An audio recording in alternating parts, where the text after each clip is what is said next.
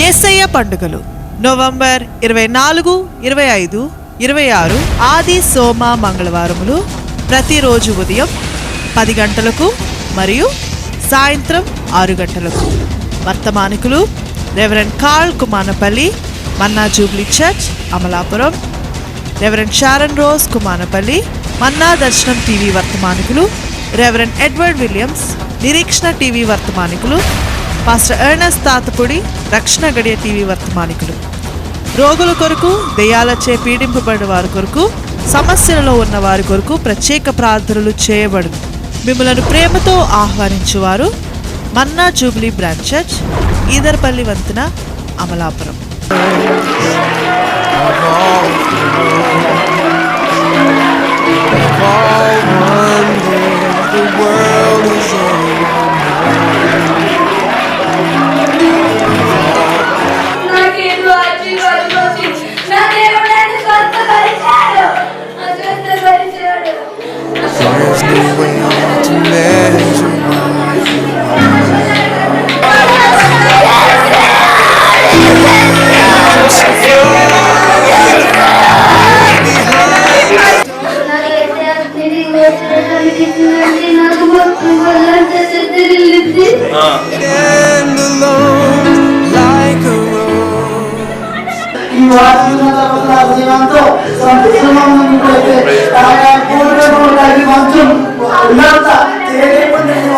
Thought of me above all. మనందరికీ పాటలంటే బాగా ఇష్టం, ఎక్కువగా పాటలు పాడుకుంటాం. ఒక ఆయన పండితుడు ఈ విధంగా అన్నాడు, మనిషి అనేవాడు పాటలు పాడతాడని. నాకు పాటలు పాడటం రాదు అని ఎవరన్నా అంటే అతను మనిషే కాదు అంట. అంటే బహుశా మనలో అందరూ కూడా స్టేజ్ మీద ఎక్కి పాట పాడలేకపోవచ్చు, కానీ ఎక్కడో చోట పాడుకుంటాం. కొంతమంది పని చేసేప్పుడు పాడుకుంటారు, కొంతమంది స్నానం చేసేప్పుడు కూడా పాడుకుంటూ ఉంటారు. కాబట్టి పాటలు ఎక్కడో చోట పాడుతూనే ఉంటాం. పాడని వాళ్ళు అనేవాళ్ళు ఉండరు. మనిషి అనేవాడు నాకు పాట రాదు అని అన్నాడంటే వాడు మూగోడై ఉండాలి, లేకపోతే మనిషి కాకుండా అయి ఉండాలి. పాటల్ని దేవుడు సృష్టించాడు. సంగీతానికి కర్త దేవుడు. అందుకనే ప్రతి మానవుల్లో కూడా సంగీతం ఉంటుంది. ప్రతి మానవుల్లో సంగీతం ఉంటుంది అంటే అర్థం ఏంటంటే పాట పాడేటువంటి గుణం మనకి చిన్నప్పటి నుంచి వస్తుంది. ఎలా అంటే చిన్నపిల్లలు నిద్రపోకపోతే వాళ్ళని భుజం మీద వేసుకొని జో కొడుతూ పాట పాడితే నిద్రపోతారు. పాటకి స్పందన అది కదా. భయపడి ఏడుస్తున్నప్పుడు వాళ్ళని పాట పాడి లాలిస్తే వాళ్ళు నోరు మూసుకుంటారు. అది చిన్నప్పటి నుంచి మనకు అలవాటైంది. ఇది పాట అని ఎవరు మనకి నేర్పించలేదు, అది మన జీవితంలో దేవుడు పెట్టేశాడు. మనం పుట్టుకతోనే మాట్లాడాలి అనే ఆశ ఎలా ఉంటుందో, పుట్టుకతోనే పాలు తాగాలి అనే కోరిక ఎలా ఉంటుందో, అదేవిధంగా పుట్టుకతోనే పాటలు పాడాలి అనే ఆశ కూడా దేవుడే మనకి పెట్టాడు. కాబట్టి సంగీతానికి కర్త దేవుడు. దేవుడు సంగీతాన్ని మనకు ఎందుకు ఇచ్చాడంటే ఆ సంగీతం ద్వారా మనం ఉన్నది ఉన్నట్లు, హృదయంలో ఉన్నది ఉన్నట్లు బయటికి వ్యక్తం చేసుకోవాలని. కోపం వస్తే కోప పాటలు పాడతారు, సంతోషం వస్తే సంతోషంగా ఉండే పాటలు పాడతారు, బాధ కలిగితే బాధ కలిగే పాటలు పాడతారు. అంతేగాని సంతోషంగా ఉన్నప్పుడు ఏడుపు పాట పాడినా, ఏడుపు సందర్భంలో సంతోష పాట పాడినా దానికి అసందర్భంగా ఉంటుంది. అంతేకాకుండా బుద్ధిహీనంగా అనిపిస్తుంది అన్నట్టు. కాబట్టి పాట పాడేటప్పుడు చాలా యథార్థంగా ఉండాలి. మీరు ఏం పాడారో నాకు తెలీదు, మీ పాటల గురించి నేనేం మాట్లాడుతున్నా. నేనేదో మీ పాటలు విన్నానని, మీ పాటల గురించి నేనేదో వక్రీకరించి మాట్లాడుతున్నానని మీరేం అనుకోవద్దు. నేను ఆ విధంగా మాటల మామూలుగా పాటల గురించి చెప్తున్నాను. ఎందుకంటే ఒక పాట గురించి ప్రసంగం చేద్దాం అనిపించింది కాబట్టి పాట గురించి కొంచెం మాట్లాడదాం అనుకున్నాను. మార్టిన్ లూథర్ అని ఒక గొప్ప భక్తుడు ఉండేవాడు, చాలా గొప్ప భక్తుడు. 15వ శతాబ్దంలో 16 శతాబ్దం ఆయన అనేవాడంట, క్రైస్తవులు పాటలు పాడేటప్పుడు చాలామంది అబద్ధాలు ఆడతారు అన్నాడంట. అంటే ఒక ఆయన ఎందుకు అంటున్నావు అట్లాగా, పాటలు చాలా మంచి కదంట. పాటలు మంచియే, కానీ పాడేటప్పుడు చాలామంది అబద్ధాలు ఆడతారు అన్నాడంట. ఎందుకు అని అంటే నీకోసారి రుజువు చేయనా అని ఒక ఆవిడని పిలిచాడంట. పిలిచి నువ్వు పాట పాడన్నాడంట. అని ఒక పుస్తకం ఇచ్చాడంట, పాటల పుస్తకం ఉంటుంది కదా. ఇస్తే ఆవిడ ఇలా తీసి, ఆవిడ బాగా పాటలు పాడేవాడు అనుకుంటా, పాడటం మొదలు పెట్టేసిందంట. ఏమని? వెండి బంగారాలు నా దగ్గర ఉన్నాయి ప్రభువా, రిక్తహస్తాలతో దగ్గరికి వస్తున్నాను అని చాలా గంభీరంగా చాలా చక్కగా పాడుతుందంట. పాడతామంటే మార్టిన్ లూథర్ తెగ నవ్వుతున్నాడంట. ఎందుకు నవ్వుతున్నాడు? సంగీతం బాగుంది, లయ బాగుంది, అన్నీ బాగున్నాయి కదా, ఎందుకు నవ్వుతున్నావు అంటే అన్నీ బాగానే ఉన్నాయి, ఆవిడే బాగాలేదన్నాడంట. ఆవిడకి ఏమైంది అన్నాడంట. ఆవిడ పాడేదేంటి తెలుసా? వెండి బంగారాలు నా దగ్గరే ఉన్నాయి ప్రభువా, రిక్తహస్తాలతో వస్తున్నానని. ఆవిడ మెడలోనేమో 5 కాసులు బంగారం ఉంది, ఒంటి మీదేమో పట్టుచీర ఒకటేసుకుంది. కానీ ఆవిడ చెప్పేది ఏంటి తెలుసా? వెండి బంగారాలు నా దగ్గరే ఉన్నాయి ప్రభు అని. మనం చాలాసార్లు అలాగా పాడేవాళ్ళం. నా జీవితం సమస్తం నీకే అని సమర్పణతో పాడుతూ ఉంటాం. బయటికి వెళ్ళిన తర్వాత వేరే కబుర్లు ఆడుకుంటాం కదా. ఈ సమర్పణ గుమ్మంతోనే అయిపోతూ ఉంటుంది. కొన్నిసార్లు దేవుడికి బాధ అనిపిస్తుంది అన్నమాట. అంటే వీళ్ళు పాటలు పాడుతున్నారు, స్తుతిస్తున్నారు, కానీ అది ఇనుసొంపుగా లేదు అనిపిస్తుంది. పాత నిబంధనలో చాలాసార్లు ప్రవక్తల ద్వారా ఏమంటాడు తెలుసా? మీ పెదవులు నన్ను స్తుతిస్తున్నాయి, కానీ మీ హృదయం నాకు చాలా దూరంగా ఉన్నది అని అంటారు. నీ పెదవులు నన్ను స్తుతిస్తున్నాయి, కానీ నీ హృదయం నాకు చాలా దూరంగా ఉంది అని అంటాడు. దేవుణ్ణి మనము కొనియాడేటప్పుడు, దేవునికి ఏదైనా ప్రార్థన చేసేటప్పుడు దేవుడు ఆశించేది ఏంటి తెలుసా? మన గుండెల్లో ఏముందో అదే మన పెదవుల మీద ఉండాలని దేవుడు ఆశిస్తున్నాడు. మనం చాలాసార్లు పాట పాడుతూ ఉంటాం, కానీ గుండెల్లో ఏదో ఆలోచిస్తూ ఉంటాం. కానీ యూదులు అలాంటి వాళ్ళు కాదు. యూదులు వాళ్ళు ఏదైనా పాడితే ఉన్నది ఉన్నట్లుగా పాడతారు. మీకు ఎలా తెలుసు అండి అంటారేమో. ఇప్పుడు మన ఇంటి పక్కన వాళ్ళు పెద్ద బిల్డింగ్ కట్టుకున్నారు అనుకోండి, సర్వసాధారణంగా ఎవరికైనా కొంచెం కుళ్ళేస్తుంది కదా, ఎందుకు వాళ్ళు కట్టేసుకున్నారు, మనం ఎందుకు కట్టుకోలేదని. ఒకవేళ యూదుడికి కనుక ఆ మాట చెప్తే వాడు ఓ పాట పాడతాడు తెలుసా? ప్రభువా, వాళ్ళు ఎందుకు ఆశీర్వదించావు, నన్ను ఎందుకు ఆశీర్వదించలేదు అని పాడతాడు. 73వ కీర్తన అలాంటిదే. అంటే పక్కింటోళ్ళు బాగుపడితే వీడికి వచ్చినటువంటి కుళ్ళు కచ్చితో పాడినటువంటి పాట. అక్కడ కూడా వాళ్ళు యథార్థంగా ఉంటారు. ఇప్పుడు నేను 73వ కీర్తన అని చెప్పట్లా, మీరు బోర్డు చెప్తాను, ప్రతిసారి కీర్తన తెస్తారండి, నేను తీయమన్నప్పుడు తీద్దరులే, నేను కొన్ని ఉదాహరణ చెప్తా ఉన్నా. సో ఆ విధంగా కుళ్ళుతో పాడిన పాటలు కూడా ఉన్నాయి అన్నమాట, కచ్చితో పాడిన పాటలు కూడా ఉన్నాయి, దేవుణ్ణి ప్రశ్నించి అడిగినటువంటి పాటలు ఉన్నాయి.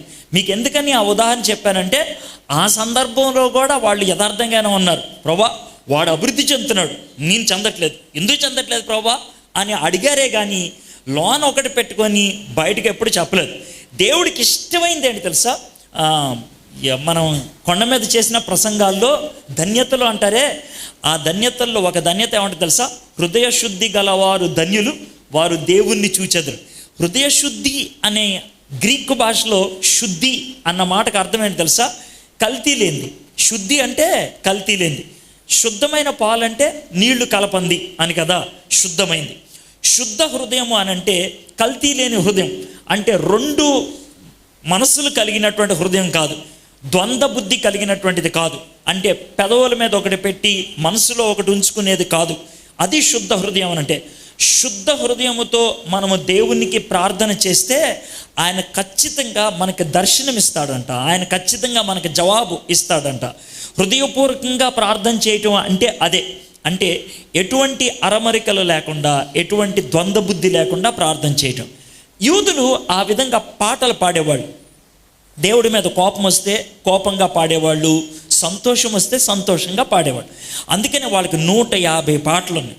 అయితే వాళ్ళు పాడేటువంటి ప్రతి పాటకి కూడా భావం ఉంటుంది, ఖచ్చితమైనటువంటి భావం. ఆ భావానికి సందర్భంగా అనుగుణంగా పాడుతూ ఉంటారు అన్నమాట. కొన్ని పాటలని ఆ పాటలు కొన్ని సందర్భాల్లోనే పాడుకుంటారు. ఉదాహరణకి క్రొత్త ఏడు మొదలు పెట్టానని ఈరోజు పాడాను అనుకోండి, మీకు ఎలా ఉంటుంది? నవ్వు వస్తుంది కదా. డిసెంబర్ నెల ఇంకో 4 రోజులు అయితే వస్తుంది, కొత్త ఏడు మొదలు పెట్టిందంటే అనుకుంటారు కదా. అది జనవరి 1వ తారీఖున పాడతారు, డిసెంబర్ 31వ తారీఖు రాత్రి పాడతారు. మా అయితే 4-5 రోజులు పాడొచ్చు జనవరి నెలలో, అంతే కదా. కానీ ఇప్పుడు పాడలేం, అది ఆ సందర్భానికే వర్తించేది. లేకపోతే దేవరని దీవెనలు అని అంటే అటు ఇటు చూస్తారు, పెళ్లి కొడుకేడి పెళ్లి కూతురేదని. అది పెళ్లిలోనే పాడతారు కదా. అది మనం అట్లాగా దానికోసం అని రాసుకున్నాం. పరదేశులమో ప్రియులారా అని అంటే కనుక నా మీద కోపం వచ్చి రాళ్ళు ఇసిరినా ఇసురు కొడతారు, ఎవడు చచ్చిపోయాడరా ఇప్పుడు అనేసి. అది ఆ సందర్భంలోనే పాడేటువంటి పాట. యూదులు కూడా కొన్ని పాటలు అంటే అవి ఆయా సందర్భాల్లోనే పాడుకుంటారు. అయితే కొన్ని పాటలని, ఆ పాటల్ని హీబ్రూ భాషలో హలాల్ పాటలు అంటారు. హలాల్ హలాల్ అనే మాట ఎక్కడ వింటారు తెలుసా? మాంసం కొట్టోడి దగ్గర వింటారు. సర్వసాధారణంగా ముస్లింలు మస్తాన్, మటన్ కొట్టేవాడిని మస్తాన్ అంటారు కదా. వాడు ఖచ్చితంగా ముస్లిం అయి ఉంటాడు. ఎందుకనంటే దానికి బిస్మిల్లా చేయాలి, లేకపోతే ముస్లిములు తినరు. ఆ బిస్మిల్లా అనే దాన్నే ఇంకో భాషలో చెప్పాలంటే హిబ్రూ భాషలో హలాల్ చేయాలి అంటారు. హలాల్ చేసినటువంటి, బోర్డుల మీద రాస్తారు, హలాల్ చేసినటువంటి మాంసము అమ్మబడును ఎక్కడని. హలాల్ చేయటం అని అంటే అల్లాకి సమర్పించటం, దేవునికి సమర్పించటం. హలాల్ అన్న మాటకి అర్థం సమర్పణ అని అర్థం. హలాల్ అన్న మాటకి చివర యా అని కలిపారనుకో, యా. ఎక్కడైనా యా, యష్ యా, ఇర్మియా యా అని ఉందనుకో, చివర యా అని అంటే అర్థం ఏంటంటే యెహోవా అని అర్థం అనమాట. యెహోవాకి ముందు ఏదైనా కలిపితే కనుక యెషయా, యెహోవాయే రక్షణ అదనమాట, యెషయా. అదేవిధంగా ఇక్కడ హల్లెలూయా అని అంటే యెహోవాకే సమర్పిస్తున్నాం అని అర్థం అనమాట. దేవునికే సమర్పిస్తున్నాం అని, దేవుణ్ణి కొనియాడుతున్నాం, ప్రైజ్ ద లార్డ్ అని దానికి తర్జుమా చేస్తూ ఉంటారు హల్లెలూయాకి. అది అనమాట. ఆ హల్లెలూయా కీర్తనలు కొన్ని ఉన్నాయి. ఈ కీర్తనలు 2 చోట్ల ఉంటాయి, 2 గుంపులుగా ఉంటాయి అన్నమాట. మొదటి గుంపునేమో ఐగుప్తి హల్లెలూయా కీర్తనలు అంటారు. అంటే ఐగుప్తి దేశాన్ని జ్ఞాపకం చేసుకుంటూ పాడేటువంటి హలాల్ కీర్తనలు. రెండో జాబితా ఉంటుంది, దాన్ని సియోను హల్లెలూయా కీర్తనలు అంటారు. అంటే వాడు యెరూషలేం పట్టణంలోకి వచ్చిన తర్వాత అక్కడ జ్ఞాపకం చేసుకుంటూ పాడినటువంటి పాటల్ని సియోను హల్లెలూయా పాటలు అని అంటారు. ఈ ఐగుప్తి హల్లెలూయా పాటలు 110వ కీర్తన నుంచి 118 దాకా ఉంటాయి, 110 నుంచి 118 దాకా. సియోను హల్లాల్ కీర్తనలు 145 నుంచి 150 దాకా ఉంటాయి అన్నమాట. ఈ 2 కీర్తనలు హల్లెలూయా కీర్తనలు. ఈ కీర్తనలు ఎప్పుడు పాడుకుంటారు తెలుసా? యూదులు మార్చి ఏప్రిల్ నెలల్లో పాడుకుంటారు. ఆ నెలల్లో వాళ్ళకి క్రొత్త సంవత్సరం ఆరంభమవుతుంది. వాళ్ళకి ఒక ఉనికి, అంటే ఇశ్రాయేలీలు అని ఒక దేశం ఏర్పడినటువంటి సందర్భం అనమాట, ఒక రాజ్యముగా ఏర్పడినటువంటి సందర్భం అనమాట. కాబట్టి ఆ దినాన్ని వాళ్ళు ఆ పాట పాడుకుంటూ ఉంటారు. 2 జాబితాలు ఉన్నాయి కదా. పండక్కి ముందు పాడేటువంటి పాటలనేమో ఐగుప్తి హలాల్ పాటలు అంటారు. పండగ చేసుకునేటప్పుడు పాడేటువంటి పాటల్ని ఏమో సియోను హల్లాల్ పాటలు అంటారు. మీకు ఆ విషయం తెలుసా? యేసుక్రీస్తు ప్రభువారు తాను అప్పగింపబడక మునుపు రాత్రి మేడ మీదకి వెళ్ళి తన శిష్యులతో గడిపాడు కదా. మీకు గుర్తున్నట్లయితే యోహాను సువార్తలో ఏమంటుందో తెలుసా? వాళ్ళు భోజనం చేసిన తర్వాత చివరగా ఒక పాట పాడుకొని వెళ్ళిపోయారని ఉంటుంది. ఒక పాట వాళ్ళు బహుశా ఈ హలాల్ పాటల్లో ఏదో ఒక పాట పాడి ఉండాలన్నమాట. ఆ దినాన్న ఆ సందర్భంలో పాడుకునేటువంటి పాటల్ని హలాల్ పాటలు అంటారు. ఇవన్నీ మీరు వింటున్నప్పుడు మీలో కొంతమందికి చిరాకు అనిపిస్తుంది. ఇవన్నీ మాదికి ఎందుకు చెప్తున్నారు సార్, సుత్తి కొట్టినట్లుంది మాకు, అవన్నీ మేము తెలుసుకోవాల్సిన అవసరం ఉందా, అది తెలుసుకుంటే మాకు వచ్చేది ఏంటి అనేది. ఇప్పుడు యూదులు బానిసత్వంలో ఉన్నప్పుడు, వేరే పరాయి దేశంలో ఉన్నప్పుడు దేవుడు వాళ్ళని బయటికి తీసుకొచ్చినటువంటి సందర్భాన్ని జ్ఞాపకం చేసుకుంటూ పాడారు కదా. అయితే ఆ పాటలు మనం పాడుకునేటప్పుడు మనకేమర్థం అవుద్దంటే, మన దేవుడు ఎటువంటి వాడు, మన దేవుడు మన జీవితం పట్ల ఏం చేయగలడు. 2 విషయాలు, మన దేవుడు ఎటువంటి వాడు, రెండవది ఆ దేవుడు మన జీవితం పట్ల ఏం చేయగలడు. ఎవరి పట్లైనా ఆయన ఏం చేయగలడు, ఆయన సామర్థ్యత, ఆయన గొప్పతనం, ఆయన చాకచక్యం, ఆయనకున్నటువంటి ప్రతిభ ఏంటో ఈ కీర్తనలో అర్థమవుతుంది. ఇప్పుడు ఇంకో ప్రశ్న రావచ్చు, ఏమండి దేవుడి గురించి తెలుసుకుంటే మనకొచ్చేది ఏంటండి అని అనొచ్చాము. దేవుడి గురించి తెలుసుకుంటే మనకొచ్చేది ఏంటి అని అంటే, దాహం వేసినప్పుడు నీళ్ళు ఎక్కడో దొరుకుతాయో తెలిస్తే వెళ్ళి నీళ్లు తాగుతాం, అంతే కదా. మరి ఇబ్బందుల్లో ఉన్నప్పుడు అప్పు ఎవరు ఇస్తారో తెలిస్తే వాడి దగ్గరికి వెళ్ళి అప్పు అడుక్కోవచ్చు, అంతే కదా. జబ్బు వచ్చినప్పుడు డాక్టర్ ఎవడో తెలిస్తే డాక్టర్ దగ్గరికి వెళ్ళొచ్చు. అయితే ఒకవేళ మీరు సమస్యల్లో ఉంటే, ఏదైనా ఇబ్బందుల్లో ఉంటే, ఏదైనా బంధకాల్లో ఉంటే, నేను ఇప్పుడు చెప్పబోయే కీర్తన ద్వారా మీకు అర్థమయ్యేది ఏంటి తెలుసా? ఎవరి దగ్గరికి వెళ్ళాలి, ఆయన ఏం చేస్తాడు, ఎవరి దగ్గరికి వెళ్ళాలి, ఆయన ఏం చేస్తాడు. ఈ 2 విషయాల్ని మనం ఈ కీర్తన ద్వారా మనం నేర్చుకోగలుగుతాం. ఇది కీర్తన గురించి నేను ఇవ్వగలిగేటువంటి పరిచయం. కీర్తనలు మనం అందరం పాడుకునేదే, అది మీకు చెప్పిందే కదా. మీకు గుర్తుందా, ఆదామును తయారు చేసిన తర్వాత దేవుడు నిద్రపుచ్చిన తర్వాత పక్కటెముకను తీసి ఎవరిని తయారు చేశాడు? అవ్వను తయారు చేశాడు కదా. అవ్వను తయారు చేయగానే అవ్వ నడుచుకుంటూ వస్తూ ఉంది. నడుచుకుంటూ వస్తూ ఉంటే ఆదాము కళ్ళు తెచ్చాడు. కళ్ళు తుడుచుకొని ఇలా చూసి ఉంటాడు. చూడగానే ఎవరు కనబడ్డారు? అవ్వ కనబడ్డారు. తన జీవితంలో మొట్టమొదటిసారిగా ఒక మనిషిని చూస్తున్నాడు కదా, ఒక అమ్మాయిని చూస్తున్నాడు. తనలాంటిదే కానీ కొంచెం తేడాలు ఏవో ఉన్నాయి, శారీరకంగా కొన్ని తేడాలు కనబడుతూ ఉండుంటాయి. కాబట్టి చూసి ఉంటాడు, ఆమెను చూశాడు, తనను చూసుకున్నాడు. చూసుకొని వెంటనే ఆయన ఒక పాట పాడాడు కదా, నా మాంసములో మాంసమా, నా ఎముకల్లో ఎముక అని పాట పాడాడు కదా. తనకు ఎవరన్నా కీర్తన పుస్తకం ఇచ్చారా? ఆ రోజు ఎవరన్నా పాట నేర్పించారా? ఎవరన్నా మ్యూజిక్ అందించారా? ఎవరేం అందించలేదు. ఆయన హృదయ లోతుల్లోంచి ఆ పాట పాడాడు. ఇప్పుడు మనం ఒక కీర్తన చూద్దాం. ఆ కీర్తన నా కోరిక ఏంటి తెలుసా? ఇక్కడ ఉన్నటువంటి ప్రతి ఒక్కళ్ళు హృదయపూర్వకంగా పాడగలిగి ఉండాలి. ఇప్పుడు కాకపోయినా నేను మొత్తం వివరణిస్తాను కదా, వివరణ ఇచ్చిన చివరికైనా ఆ పాట పాడగలిగి ఉండాలి. ఆ విధంగా ఇక్కడ ఉన్నటువంటి ప్రతి ఒక్కళ్ళు పాడగలిగినట్లయితే ఎంత సంతోషమో తెలుసా? ఎందుకంటే ఆ పాట హృదయపూర్వకంగా ఎవరు పాడగలుగుతారంటే బంధకాల్లోంచి విమోచించబడిన వాళ్ళు, సమస్యల్లోంచి బయటకు వచ్చినటువంటి వాళ్ళు, ఇబ్బందుల్లోంచి బయటకు వచ్చినటువంటి వాళ్ళు. ఈరోజు మీకు ఏదైనా సమస్య ఉంటే, ఈరోజు మీకు ఏదైనా ఇబ్బంది ఉంటే, ఈరోజు మీరు ఏదైనా బంధకాల్లో ఇరుక్కుపోయి ఉంటే, ఒకసారి మీరు మెలకుగా ఉండి ఈ మాటలు వినగలిగితే దేవుడు ఖచ్చితంగా మీకు జవాబిస్తాడు. దేవుడు ఖచ్చితంగా మీకున్నటువంటి పరిస్థితికి పరిష్కారాన్ని ఇస్తాడు. మీరేం చేయాలో ఆయన చెప్తాడు. అది కనుక మీరు చేయగలిగితే ఖచ్చితంగా ఈరోజు ఆ స్వేచ్ఛను, ఆ స్వాతంత్ర్యాన్ని, ఆ సంతోషాన్ని, ఆ సమాధానాన్ని మీరు ఖచ్చితంగా పొందగలుగుతారు. 114వ కీర్తన మనం కలిసి ధ్యానం చేసుకుందాం. 114, 1:1-4 ఆ కీర్తన మీరు తీయండి. 8 వచనాలు ఉంటాయి ఆ కీర్తనకి. ఒకసారి ఆ కీర్తన అంతా నేను చదువుతాను, నేను నెమ్మదిగా చదువుతాను, వినండి. చదివిన తర్వాత ఆ కీర్తనలో ప్రతి లైను మనం ధ్యానం చేద్దాం. ప్రతి లైన్లోంచి మనం నేర్చుకోగలిగేటువంటి పాఠం ఏంటో మనం చూద్దాం. ఐగుప్తులో నుండి ఇశ్రాయేలు, అన్య భాష గల జనుల్లో నుండి యాకోబు బయలు వెళ్ళినప్పుడు యూదా ఆయనకు పరిశుద్ధ స్థలం ఆయను, ఇశ్రాయేలు ఆయనకు రాజ్యం ఆయను. సముద్రము దాన్ని చూచి పారిపోయాను, యోర్దాను నది వెనుకకు మళ్ళెను. కొండలు పొట్టేళ్లు వలెను, గుట్టలు గొర్రె పిల్లల వలెను గంతులు వేశాను.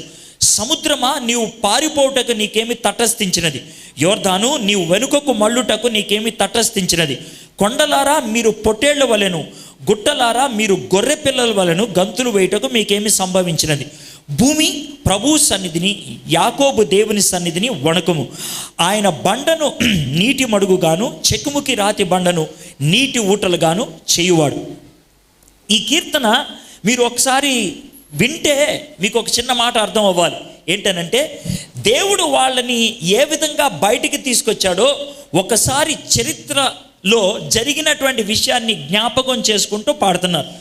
చరిత్ర చాలా మంచిది. ఎందుకు తెలుసా? చరిత్ర అని దేన్ని అంటారంటే, చరిత్రకి పురాణానికి తేడా ఉంటుంది. పురాణం అని దేన్ని అంటారంటే, గతంలో చెప్పుకున్నటువంటి కథల్ని పురాణం అంటారు. అవి నిజం కాదు. అయితే పూర్వంలో కథలు చెప్పుకునేవాడు, వాటికి ఆధారాలు ఉండవు, వాటికి రుజువులు ఏమీ ఉండవు, వాటిని పురాణాలు అంటారు. కానీ చరిత్ర అని దేన్ని అంటారంటే, గతంలో స్పష్టంగా జరిగిన దాన్ని చరిత్ర అంటారు. అయితే చరిత్ర మనకి ఏ విధంగా ఉపయోగపడుతుంది అంటే, చరిత్ర గతంలో జరిగింది కాబట్టి అలాంటిదే మళ్ళీ జరగటానికి అవకాశం ఉంటుంది కదా. చరిత్ర నుంచి మనం పాఠాలు నేర్చుకోవాలి. చరిత్ర నుంచి పాఠాలని నేర్చుకోనోడిని బుద్ధిహీనుడు అని అంటారు. బుద్ధిహీనుడు. ఓ చిన్న సందు ఉందనుకోండి, ఆ సందులోకి ఎవరినో ఒక ఆయన వెళ్తే మీకు తెలిసిన ఆయనే. కొద్దిసేపు ఉన్నాక పరిగెట్టుకుంటూ వస్తూ ఉన్నాడు. ఏమైందండి అని అంటే, అక్కడ కుక్క కరిసిందండి, ఇదిగోండి నా కాలంతా కరిసేసిందండి అని అంటే, అయ్యో పాపమని అతన్ని హాస్పిటల్కి తీసుకెళ్తాం. మళ్ళీ ఆ సందులోకి వెళ్దాం అనుకుంటాం. ఇంకోటి ఎవడో ఎదురొస్తాడు, వాడు కూడా కుక్క కరిసింది, పరిగెట్టుకుంటాం. ఏమైంది బాబు అంటే, ఈ సందులో పిచ్చి కుక్క ఉందండి, కరిసిందని. ఇద్దరు వెళ్ళారు, ఇద్దరిని పిచ్చుకొక్క కరిసింది. మీరు ఆ సందులోకి వెళ్తారా? వెళ్ళరు. ఎందుకు వెళ్ళరు? ముందు వెళ్ళిన వాళ్ళని పిచ్చుకొక్క కరిసింది కాబట్టి నన్ను కూడా కరుసుద్దేమో. దీన్ని చరిత్ర నుంచి నేర్చుకోవటం అంటారు, పాఠం చరిత్ర నుంచి. అంతే కదా. 3 రోజుల క్రితం మీకు హెలన్ తుఫాన్ వచ్చింది కదా. హెలన్ తుఫాన్ రాకముందు మీకు చాలా రకాలైనటువంటి జాగ్రత్తలు చెప్పారు కదా. ఇది జరగవచ్చు, ఇలా జరగవచ్చు, బెస్తవారు పొలంలో నీళ్ళలోకి సముద్రంలోకి వెళ్ళకూడదు. ఎందుకు చెప్పారు? గతంలో అలాగా జరిగినప్పుడు కొంతమంది చచ్చిపోయారు, కొంతమంది కొట్టుకుపోయారు, కొంతమంది కనబడకుండా పోయారు. అది చరిత్ర. దాని నుంచి పాఠం నేర్చుకున్నాం కాబట్టి జాగ్రత్త పడతాం కదా. చరిత్ర నుంచి మనం పాఠాలు నేర్చుకుంటాం. ఇప్పుడు కూడా నేను చరిత్రను మీ ముందు పెడుతున్నాను. ఆ చరిత్ర నుంచి మనం పాఠం నేర్చుకోగలిగి ఉండాలి. చరిత్ర ఏంటి, దాంట్లో నేర్చుకోవాల్సినటువంటి పాఠం ఏంటి, ఒక్కొక్క లైన్ నుంచి మనం చూద్దాం. ఈ కీర్తనకి నేను ఏమని అంశము ఇద్దాము అని అనుకుంటున్నామంటే, విమోచించినటువంటి దేవుణ్ణి ఆరాధించడం. విమోచించినటువంటి దేవుణ్ణి ఆరాధించడం. వాళ్ళు తమ దేవుణ్ణి ఆరాధిస్తున్నారు, తన దేవుణ్ణి కొనియాడుతున్నారు. ఎందుకంటే వాళ్ళ దేవుడు వాళ్ళని విమోచించాడు. దేవుడు వాళ్ళని విమోచించినట్లయితే మనల్ని కూడా విమోచిస్తాడు. ఎటువంటి పరిస్థితుల్లోంచి విమోచించాడో మనం చూద్దాం. దేవుడు మనల్ని విమోచించకుండా దేవుణ్ణి ఆరాధించవచ్చా? మిమ్మల్ని ప్రశ్న అడుగుతున్నా. దేవుడు మనల్ని విమోచించకుండా మనం దేవుణ్ణి ఆరాధించవచ్చా అంటే, ఎందుకు ఆరాధించకూడదండి అని అంటే, ఆరాధించవచ్చు, మీ ఇష్టం అది. కానీ అది ఎటకారం లాగా ఉంటుంది. ఎందుకండి ఆరాధన కూడా ఎటకారం లాగా ఉంటుందా అని అంటే, నాకు అలాగే అనిపిస్తుంది. మీ ఇంటికి వచ్చాను, మంచి కోడి కూర, కొబ్బరి అన్నం, అమలాపురం వాళ్ళకి బాగా ఇష్టం కదా, కొబ్బరి అన్నం నాటుకోడి కూరతో అన్నం పెట్టారనుకోండి, నాకు బల్ల మీద అన్నం కూర కలుపుకుంటూ ఒక్క ముద్ద కూడా నోట్లో పెట్టుకోను, ముద్ద కూడా నోట్లో పెట్టుకోకుండా కొబ్బరి అన్నం అదిరిపోయిందండి అంటే ఎలా ఉంటుంది? ఒకసారి చెప్పండి, బాగుంటుందా? మీరే వండిన వాళ్ళు అనుకోండి, నన్ను ఎలా చూస్తారు? చెడ్డగా చూడరు, కోపగించుకోరు. వీడు తినకుండానే బాగుందని చెప్తున్నాడు, ఇది డ్రామా అనుకోరు. మీకు బిస్కెట్ వేస్తున్నాడు అనుకోరు, అనుకుంటారు. ఇది మనం ఉపయోగించేటువంటి పదాలు. మనం మనుషులకి బిస్కెట్లు వేస్తాం, బాగానే ఉంది. దేవుడు కూడా బిస్కెట్ వేద్దాం అనుకుంటాం. అది మనం చేసే పని. అంటే దేవుణ్ణి అనుభవించకుండా, దేవుణ్ణి రుచి చూడకుండా, దేవుడిని చేత విమోచించబడకుండా, దేవా నీకు వందనాలు ప్రభా, నీకు వందనాలు ప్రభా, నన్ను రక్షించావు ప్రభా అని అంటే, దేవుడు నిన్నెప్పుడు రక్షించాడు రా బాబు నేను అంటాడు ఆయన. నువ్వు నన్ను అసలు ఎప్పుడైనా సహాయం అడిగావా? నువ్వు హల్లెలూయా అని గట్టిగా అరిచేసావు అనుకో, తప్పులేదు, అరవాలి. హృదయపూర్వకంగా దేవుణ్ణి ఆరాధించాలి. ఎప్పుడు ఆరాధించాలి? దేవుణ్ణి అనుభవించినప్పుడు. నేను మీకు సహాయం చేశాను అనుకో, మీకు వందనాలండి అని నాకు చెప్పాలి, కృతజ్ఞతలండి అని చెప్పాలి, థ్యాంక్స్ అండి అని చెప్పాలి. ఇప్పుడు ఉదాహరణకి నన్ను ఆర్నెస్ట్ గారు, పాస్టర్ గారు ప్రసంగాన్ని పిలిచారు. నేను ప్రసంగం చేయకముందే చాలా థ్యాంక్స్ అండి మీరు ప్రసంగం చేసినందుకు అని అంటే నేనేం చేయాలి? పెట్టి పేడ సర్దుకొని ఇంటికి వెళ్ళిపోవాలి, అంతే కదా. ఈయన ప్రసంగం చేయకముందే థ్యాంక్స్ చెప్పాడంటే ఇక వదిలేరా బాబు అని అర్థమే కదా. కొంతమంది దీర్ఘంగా ప్రసంగాలు చేస్తూ ఉంటే చప్పట్లు కొడతారు మధ్యలో, ఏంటి తెలుసా? ఇక ఆపోయిన అర్థం. అవునా కదా? ఇక ఆపు అని అంటానికి అదో పద్ధతి. ఇక నువ్వు వద్దులే అంటానికి థ్యాంక్స్ అండి, థ్యాంక్స్ సార్, చాలా థ్యాంక్స్ అండి అని అంటే ఇల్లు వెళ్ళిపోని. దేవానికి వందనాలు ప్రభా, వందనాలు ప్రభా, నా సర్లే నేను వెళ్తానులే అని వెళ్ళిపోతాడు దేవుడు. దేవుడిని అలా పంపించేది. దేవుణ్ణి అనుభవిద్దాం, దేవుణ్ణి ఆరాధిద్దాం. అనుభవం లేకుండా ఆరాధన అర్థవంతమైంది కాదు. అనుభవం లేకుండా ఆరాధన అర్థవంతమైంది కాదు. అందుకనే బైబిల్లో ఒక మాట ఉంది, రుచి చూచి ఎరిగి తిని యెహోవా ఉత్తముడని. అంటే నేను అనుభవించా కాబట్టి చెప్తున్నా దేవుడు గొప్పోడని. నువ్వు హల్లెలూయా చెప్పాలి, దేవునికి వందనాలు చెప్పాలి, దేవుణ్ణి స్తుతించాలి, గంభీరంగా దేవుణ్ణి ఆరాధించాలి, అనుమానం లేదు. అది మనం చెయ్యాలి. దేవుడు మనల్ని సృష్టించిందే ఆరాధించడానికి కదా. గిటార్ వాయించాలి, కానీ వాయించక ముందు తీగలు సరిగ్గా ఉన్నాయో లేదో చూసుకోవాలి. క్యాసియో వాయించాలి, వాయించక ముందు పవర్ ఉందో లేదో చూసుకోవాలి కదా. అదేవిధంగా మనం కూడా ఆరాధించాలి. ఆరాధించక ముందు దేవునితో మన జీవితం సరిగ్గా ఉందా లేదో చూసుకోవాలి. దేవుని ఆరాధించాలి, ఆరాధించక ముందు దేవుడితో మనకు కనెక్షన్ ఉందా లేదో చూసుకోవాలి. కనెక్షన్ లేకుండా వాయిస్తే అర్థం ఉండదు. అర్థమైందా? సరిచూసుకోకుండా తీగలు వాయించడానికి ప్రయత్నం చేస్తే అపశృతులు వినిపిస్తూ ఉంటాయి. మన ఆత్మీయ జీవితంలో అపశృతులు వినిపించకుండా ఉండాలి. దేవుడు మన నుంచి కోరుకునేది అది. ఈ యూదులు ఈ 114 కీర్తనలో ఏం పాడారో చూద్దాం. మొదటి వచనం చదువుతాను, వినండి. ఐగుప్తులో నుండి ఇశ్రాయేలు, అన్య భాష గల జనుల నుండి యాకోబు బయలు వెళ్ళినప్పుడు, అప్పుడు అనే మాటతో అంతమవుతుంది ఈ లైన్. అప్పుడు అన్నప్పుడు ఎప్పుడు అనే ప్రశ్న వస్తుంది. దేవుని వాక్యాన్ని అర్థం చేసుకోవడానికి మీకు చెప్తున్నాను, దేవుని వాక్యం ధ్యానం చేయడానికి తెలివితేటలు కాదు కావాల్సింది, బాగా చదువు కాదు కావాల్సింది. దేవుని వాక్యం ధ్యానం చేసుకోవడానికి మనకు కావాల్సింది మనస్సు.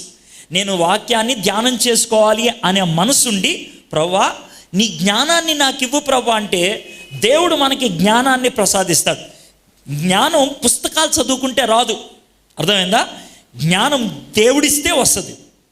అందుకనే యాకోబు పత్రికలో ఈ విధంగా ఉంటుంది, మీలో ఎవరికైనా జ్ఞానం కొదువుగా ఉంటే నన్ను అడగండి నేను ఇస్తాను అంటాడు. కాబట్టి దేవుడిస్తాడు మనకి జ్ఞానం. ప్రభువా నాకు నీ వాక్యం అర్థం చేసుకోవాలని ఉంది, నీ వాక్యం ధ్యానం చేసుకోవాలని ఉంది అని దేవుడిని అడిగితే దేవుడు ఖచ్చితంగా సహాయం చేస్తాడు. దావీదు గొర్రెలు కాసుకునేవాడు కదా, అవునా కదా? ఎన్ని పాటలు రాశాడు? సుమారు 75 పాటలు మనకి ఇందులో ఉన్నాయి, అద్భుతమైనటువంటి పాటలు. చదువు లేనటువంటి వాడు కానీ అద్భుతంగా పాటలు పాడాడు, పాటలు రాశాడు కూడా. దేవుడు జ్ఞానం ప్రసాదించాడు కాబట్టి ఆ విధంగా చేశాడు. దేవుడు నీకు నాకు కూడా జ్ఞానం ఇస్తాడు. కాబట్టి ఆ జ్ఞానంతో కొంచెం మనం మనస్సు ఉపయోగించి, ఎప్పుడు ఈ పాట పాడారు, ఈ పాట ఏ సందర్భంలో పాడారు? ఐగుప్తులో నుండి ఇశ్రాయేలు, అన్య భాష జనుల్లో నుండి యాకోబు బయలు వెళ్ళినప్పుడు దేవుడు మమ్మల్ని ఐగుప్తులో నుంచి బయటికి తెచ్చాడు. దేవుడు మమ్మల్ని అన్య భాష గల జనులలో నుండి తెచ్చాడు. మేము ఒకప్పుడు అక్కడుండేవాడు, అక్కడి నుంచి మమ్మల్ని ఇక్కడికి తెచ్చాడు. ఐగుప్తి అని వాళ్ళు దేని గురించి మాట్లాడేవాళ్ళు అంటే, ఐగుప్తిలో వాళ్ళు 430 సంవత్సరాలు 430 సంవత్సరాలు భయంకరమైనటువంటి ఇబ్బందులు ఎదుర్కొన్నారు, శ్రమలు ఎదుర్కొన్నారు, బానిసత్వంలో ఉన్నారు. మనం కూడా అంతే కదా. భారతీయులు సుమారు 16-17 శతాబ్దాల్లో పోర్చుగీస్ వాళ్ళు, ఫ్రెంచ్ వాళ్ళు, ఆ తర్వాత బ్రిటిష్ వాళ్ళు వచ్చి భారతదేశాన్ని కబ్జా చేసుకున్నారు. కబ్జా చేసుకున్నాక సుమారు 200 సంవత్సరాలు భారతదేశాన్ని వాళ్ళే ఏలారు. అప్పుడు భారతదేశాన్ని బ్రిటిష్ వాళ్ళ యొక్క బానిసలు అనేవాళ్ళు. కాబట్టి బ్రిటిష్ అనగానే మనకు గుర్తొచ్చేది ఏంటి తెలుసా? బానిసత్వం. బూటు కాళ్ళతో కొట్టేవాళ్ళు, మనల్ని బాగా ఇబ్బంది పెట్టేవాళ్ళు, చాలా చిత్రహింసలు పెట్టారు, వాళ్ళకి ఇష్టం వచ్చినటువంటి పనులు చేసుకున్నారు.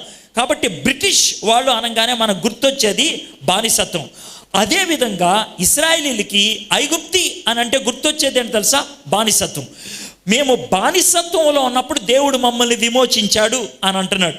అయితే మీరు అనుకోవచ్చు, ఏమండి బాబు మాకు అలాంటి సమస్య ఏం లేదు, మా అమ్మ నాన్న మాకున్నారు, చక్కగా వండి పెడుతున్నారు, తిని తిరుగుతూ ఉంటాం, మేము తిని తొంగుంటాం, మేము తిని బాగా ఆనందిస్తూ ఉంటాం, మాకేముందండి బాబు, మాకేమన్నా బానిసత్వం ఉందా, ఇది మాకేం వర్తిస్తుంది అని మీరు అనొచ్చు. కానీ నేనేమంటాను తెలుసా, బానిసత్వం అనే దానికి బైబిల్లో వేరే రకమైనటువంటి నిర్వచనం ఇచ్చారు. బానిసత్వం అని దేన్ని అంటారు తెలుసా? ఏదైతే లేకపోతే మనం ఉండలేమో, ఏదైతే లేకపోతే మనం ఉండలేమో అని అనుకుంటామో దానికి మనం బానిసం. ఉదాహరణకి అమలాపురం ఈ ప్రాంతాల్లో 2 రోజుల నుంచి కరెంట్ లేదు కదా, అవునా కదా? కరెంట్ ఉందా లేదా? లేదు కదా. మీకు కరెంటు పోతే హాయిగా అనిపిస్తుందా? ఎంత చిరాగా అనిపిస్తుంది తెలుసా? ఈ 2 రోజుల్లో మీకు వచ్చిన బూతులన్నీ తిట్టుంటారు కదా, కరెంటు వాడిని తిట్టారు లేదా? చాలా బూతులు తిట్టుంటారు. అయితే ఒక చిన్న మాట, కరెంటు పోయినందుకు తిట్టడం అనేది సహజం.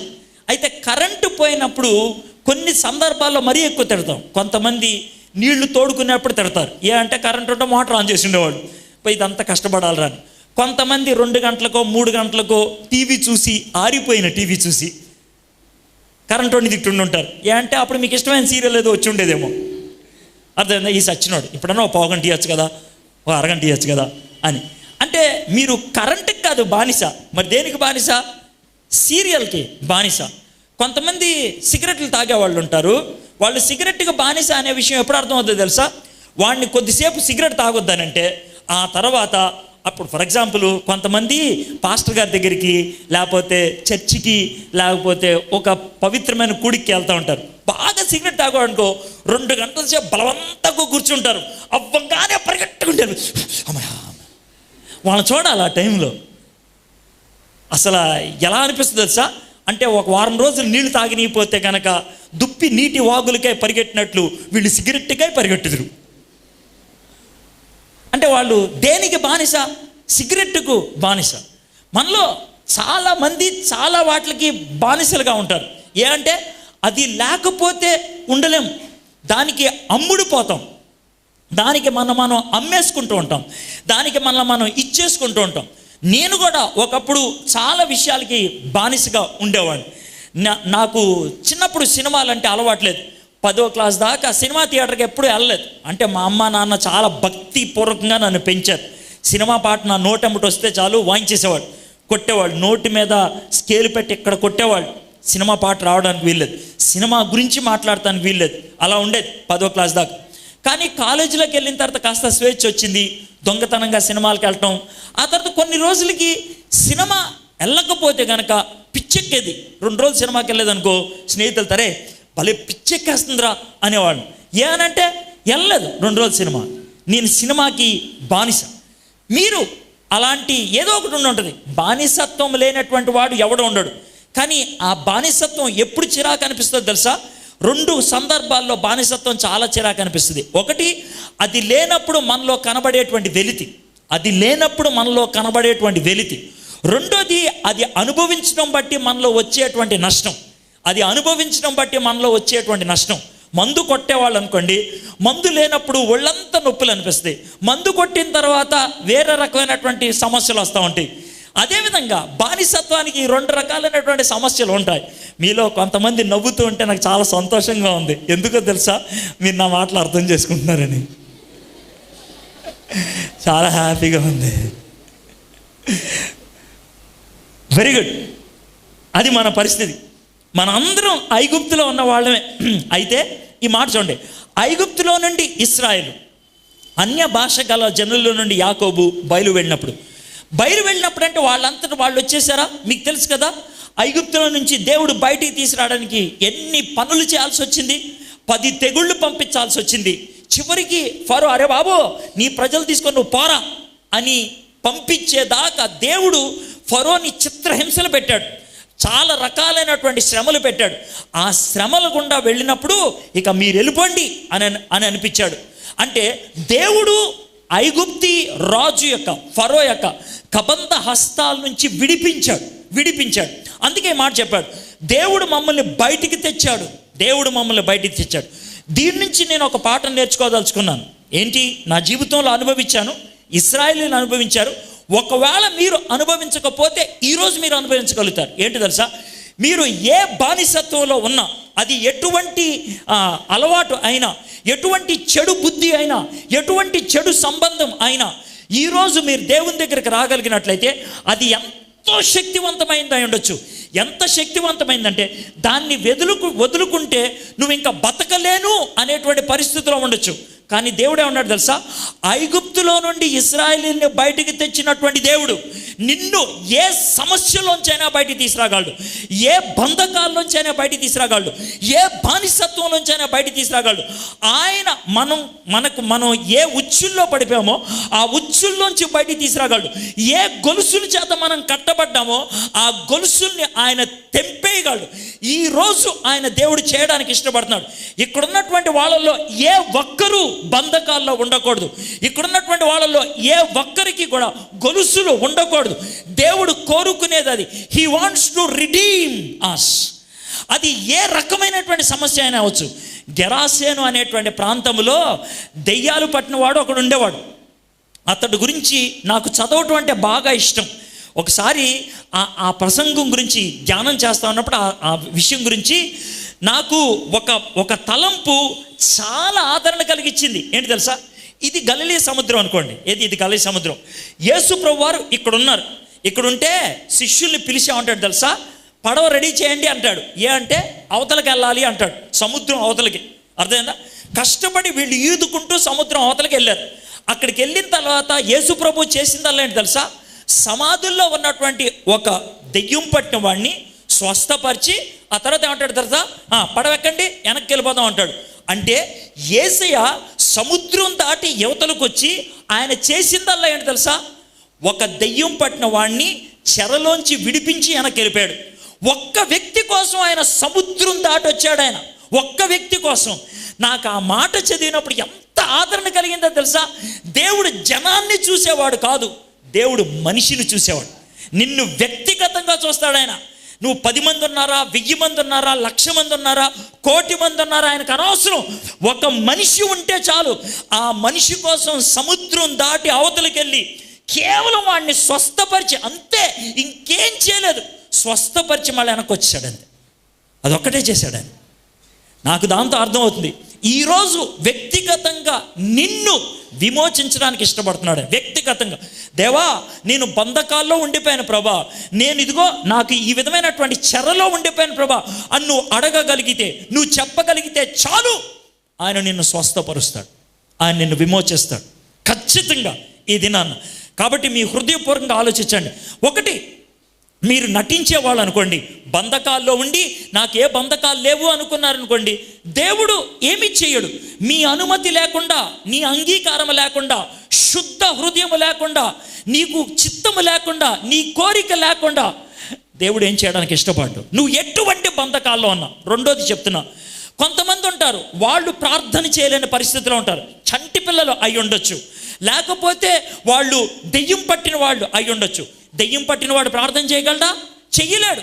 అలాంటి వాళ్ళు మీ ఇంట్లో ఎవరు ఉన్నారా? ఈ రాత్రి నేను మీతో ఈ మాట చెప్తున్నాను. మీ ఇంట్లో దెయ్యం పట్టిన వాళ్ళు ఉంటే, మీ ఇంట్లో పిచ్చి వాళ్ళు ఎవరన్నా ఉంటే, మీ ఇంట్లో చంటి పిల్లలు సమస్యల్లో ఉన్న వాళ్ళు ఉన్నట్లయితే, వాళ్ళ తరపున మీరు ప్రార్థన చేయడానికి ఇష్టపడుతున్నారా? వాళ్ళ తరపున విమోచించు ప్రభా అని అడగడానికి ఇష్టపడుతున్నావా? మోషే 10 లక్షల ఇశ్రాయేలీల తరపున దేవుడికి వెళ్ళి విజ్ఞాపన చేశాడు, దేవా వాళ్ళని విడిపించవా అని. 10 లక్షల మంది ఇశ్రాయేలీల తరపున ఫరో దగ్గరికి వెళ్ళి మాట్లాడాడు. ఈరోజు మీరు విజ్ఞాపన చేయగలిగితే, మీ కుటుంబం పక్షాన మీరు విజ్ఞప్తి చేయగలిగితే, దేవుడు మీ ప్రార్థన వినటానికి ఇష్టపడుతున్నాడు. దేవుడు మనల్ని యాజకులుగా చూస్తున్నాడు. యాజకులు అని ఎవరినంటారు తెలుసా? యాజకులను ఎవరినంటారంటే, మనకు అర్థమయ్యే భాషలో చెప్పాలంటే పూజారి. పూజారిని యాజకుడు అంటారు. పూజారి చేసే పని అంటే మీకు తెలుసా? పూజారి, ఇప్పుడు మన హైందవ దేవాలయాలు ఉంటాయే, హైందవ దేవాలయాలు కానీ, లేకపోతే కొన్ని పెద్ద పెద్ద మసీదులు కానీ, లేకపోతే పెద్ద పెద్ద చర్చిలు కానీ ఉన్నాయి అనుకోండి. ఆ చర్చిల్లో, మసీదుల్లో, దేవాలయాల్లో అతి పరిశుద్ధ స్థలం అని ఉంటుంది. అతి పరిశుద్ధ స్థలం. ఆ అతి పరిశుద్ధ స్థలంలోకి ఎవరు వెళ్ళకూడదు. ఇప్పుడు మీరు పూజ చేయడానికి కొబ్బరికాయలు, కొన్ని పూజ సామాన్ని పట్టుకొని గుడి దగ్గరికి వెళ్ళారు అనుకోండి. గుడి దగ్గర మీరు ఎక్కడి దాకా వెళ్తారు తెలుసా? గుమ్మం దాకే. లోనకి వెళ్తారా? వెళ్ళరు. లోన్ నుంచి ఎవరు బయటకు వస్తారు తెలుసా? పూజారి వస్తాడు. గుమ్మం బయటకు వచ్చి ఆయన ఏమంటాడు తెలుసా? ఎవరి పేరును అర్చన చేయాలండి అని అడుగుతాడు. అడిగితే మీరు పేరు చెప్తారు, చెప్పి కొబ్బరికాయ అవన్నీ ఇస్తారు. అవి లోనికి తీసుకెళ్ళి ఆయన పూజ చేసి వెనక్కి వస్తాడు. అంటే మీ తరపున ఆయన ఏం చేస్తున్నాడు? పూజ చేస్తున్నాడు. ఆయన మీరేమంటారు? పూజారి అంటారు, యాజకుడు అని అంటారు. మీ ఇంట్లో వాళ్ళ పక్షాన మీరు దేవునికి విజ్ఞాపన చేస్తే మీరేమవుతారు? యాజకులు అవుతారు. అందుకే మనకి ఒక బిరుదిచ్చాడు దేవుడు. ఏమన్నా తెలుసా? మీరు యాజక వంశం. యాజక వంశం, యాజక గుణం కలిగినటువంటి వాడు, యాజక వంశానికి చెందినటువంటి వాడు. అద్భుతమైనటువంటి మాట. మనం యాజకులు, మన కుటుంబ పక్షాన ప్రార్థన చేయాల్సిన వాళ్ళం. ఐగుప్తులో నుండి ఇశ్రాయేల్, అన్య భాష గల జనుల్లో నుండి యాకోబు బయలు వెళ్ళినప్పుడు. అన్య భాషలు అని అంటే ఏంటి తెలుసా? ఐగుప్తులో 430 సంవత్సరాలు ఉన్నారు కదా, వాళ్ళ భాష మర్చిపోయారు, వాళ్ళ సంస్కృతి మర్చిపోయారు, వాళ్ళ పద్ధతి మర్చిపోయారు, బూతులు ఆడుతున్నారు, చెడ్డగా వ్యవహరిస్తున్నారు. నోరు తెరిస్తే కంపు కొట్టడం, అంటే పడుదొంకరని కాదు, అంటే నోరు తెరిస్తే చెడ్డ మాటలు, నోరు తెరిస్తే బూతులు, నోరు తెరిస్తే అసహ్యమైనటువంటి ద్వంద్వ అర్థాలు కలిగినటువంటి డబుల్ మీనింగ్ డైలాగులు అంటారే అవన్నమాట. మనలో చాలామంది అలాంటి వాళ్ళు ఉంటారు. ఏంటి తెలుసా? వాళ్ళు ఎప్పుడు మాట్లాడినా కూడా వాళ్ళకి మనసులో వేరే ఆలోచనలు ఉంటాయి, దాంతో బయటికి చెప్తూ ఉంటారు. అలాంటి బుద్ధి కలిగినటువంటి పరిస్థితుల్లోంచి దేవుడు మమ్మల్ని విమోచించాడు. నీ భాష ఎలా ఉంది, నీ బ్రతుకు ఎలా ఉంది? నీ భాష, నీ బ్రతుకు మార్చగలిగేది ఎవరో తెలుసా? దేవుడు అక్కడే. నీ భాష, నీ బ్రతుకు, ఈ రెండు మార్చగలిగేది దేవుడు అక్కడే. దేవుడు ఎటువంటి వ్యక్తినైనా మారుస్తాడు. వాడి భాష మారుస్తాడు, వాడి బ్రతుకు మారుస్తాడు. ఐరన్ సైడ్ అని ఒక ఆయన ఉండేవాడు, ఆయన పేరు ఐరన్ సైడ్. ఆయన ఒకసారి చికాగో పట్టణంలో దేవుని వాక్యాన్ని బోధిస్తున్నాడంట. రోడ్డు పక్కన మైకోటి పెట్టుకొని బోధిస్తూ ఉంటే ఒక నాస్తికుడు, కమ్యూనిస్టోడు వచ్చి, మీ దేవుడు ఎక్కడ ఉంటాడో చూపిరా ఇవన్నీ సుత్తొద్ది నాకు, మీ దేవుడిని ఒకసారి చూపి అని అన్నాడంట. ఈయనేమో ప్రసంగం చేస్తున్నాడు, ఈడేమో ఊరినే మీ దేవుని చూపి, మీ దేవుని చూపి అని అంటున్నాడంట. ఏం చేయాలో అర్థం కాక పక్కన కుర్చీ మీద ఒక అతను కూర్చున్నాడంట. అరే బాబు ఇట్రారా అని అన్నాడంట. అని అంటే అతను వచ్చాడంట. చెవులు అన్నాడంట. ఏమి లేదు, చెవులు ఏమన్నాడంటే ఇతనికి దేవుడు చూపించిరా అన్నాడంట. అని అంటే రండి సార్ మీకు దేవుడిని చూపిస్తానన్నాడంట. అని అంటే ఎక్కడున్నాడని, చూపిస్తాను సార్ రండి అన్నాడు. అని మోటార్ బైక్ ఆన్ చేశాడు, కూర్చోన్నాడు. మోటార్ బైక్ మీద వెళ్ళలేదంటే మీ దేవుడిని చూడాలంటే రండి సార్ అన్నాడంట. ఊరు బయటికి తీసుకెళ్ళాడంట. ఊరు బయట ఉంటాడా అన్నాడంట. ఊరు బయట తీసుకెళ్తా రోడ్డు దింపి పక్కన తొప్పల్లోకి తీసుకెళ్తున్నాడంట. ఎరా మీ దేవుడు తొప్పల్లో ఉంటాడు అన్నాడంట. బండి ఆపేశాడంట. ఆపి రండి సార్ అన్నాడు. ఎక్కడికి వెళ్తున్నాం అన్నాడు. కొంచెం లోనికి వెళ్ళాలి సార్ అని. మీ దేవుడు లోన్ అంటాడా అని బాగా అసలు విపరీతంగా ఏడిపిస్తున్నాడంట. అడిగి వెళ్తే కొన్ని రాళ్ళు ఇలా గుహలాగా ఉందంట. గుహలో తీసుకెళ్ళి మీ దేవుడు గుహలో ఉంటాడా అన్నాడంట. ఏం మాడతలా, రండి సార్ మీకు దేవుడు చూపిస్తాను తీసుకెళ్ళాడంట. చుట్టూ ఎక్కడ చూస్తే అక్కడ పుర్రెలు ఉన్నాయంట. అంటే తలకాయలు ఉంటాయి, మనిషి తలకాయలు, అవి స్కెలిటన్ పుర్రెలు ఉన్నాయి. ఎక్కడ పడితే పుర్రెలు ఉన్నాయి. చూశాడు. ఏంటి ఎక్కడ తెచ్చావు, శ్మశానాన్ని తెచ్చినట్టు తెచ్చావు అన్నాడు. మీ దేవుడు శ్మశానంలో ఉంటాడా, మీ దేవుడు ఎముకల మధ్యన ఉంటాడా, మీ దేవుడు పుర్రెల మధ్యన ఉంటాడు అన్నాడు. సార్ ఒక్క నిమిషం, నేను ఎక్కడ ఉండేవాడిని ఇదివరకు అన్నాడు. మరి ఎక్కడి తెచ్చావు అన్నాడు. ఈ పుర్రెలు ఉన్నాయి చూసారా 153 అన్నాడంట. పరిపాటు లేనోటి లెక్కేసావు అన్నాడు. కాదు సార్, ఈ 153 మందిని తిన్నది నేనే అన్నాడంట. ఒకవేళ దేవుడు లేకపోతే ఈరోజు 154 అయ్యి ఉండేది అన్నాడంట. అర్థమైందా?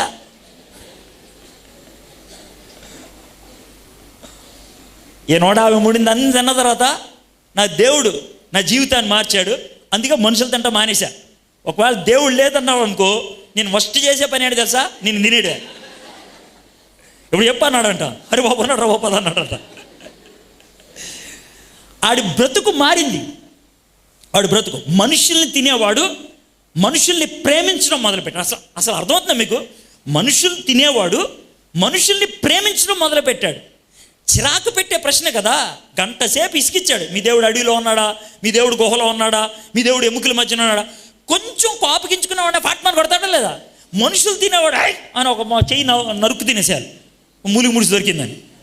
అలాంటోడు ఏమనకుండా దేవుడు ఉన్నాడు కాబట్టి నిన్ను వదిలేశాను రా నేను అన్నాడంటే ఆడు బతుకు మారిందా లేదా? నేను ఎందుకని ఉదాహరణ చెప్పానంటే, అలాంటి వాడినే దేవుడు మార్చగలిగితే నిన్ను ఎందుకు మార్చలేడు? పెద్ద కష్టమా? క్యాన్సర్ వ్యాధిని తొలగించగలిగేటువంటి డాక్టరు మామూలు కాలు నొప్పి పోలగట్లేడా? అంత దాకెందుకండి, మీరు కొబ్బరి అన్నం, చికెన్ బిర్యానీ అన్నీ వండేశారు. అన్నీ వండేసి తింటా ఉన్నాను. కొబ్బరి అన్నం బాగుందండి, చికెన్ కర్రీ బాగుందండి, ఫిష్ ఫ్రై బాగుందండి, ఇవన్నీ తినేసి ఏమండి మీకు పప్పుకి తాలింపు వేయటం వచ్చా అనంటే ఎలా ఉంటుంది? ఒకసారి ఆలోచించి. మీరు బాగా నవ్వారు, నాకు నచ్చింది.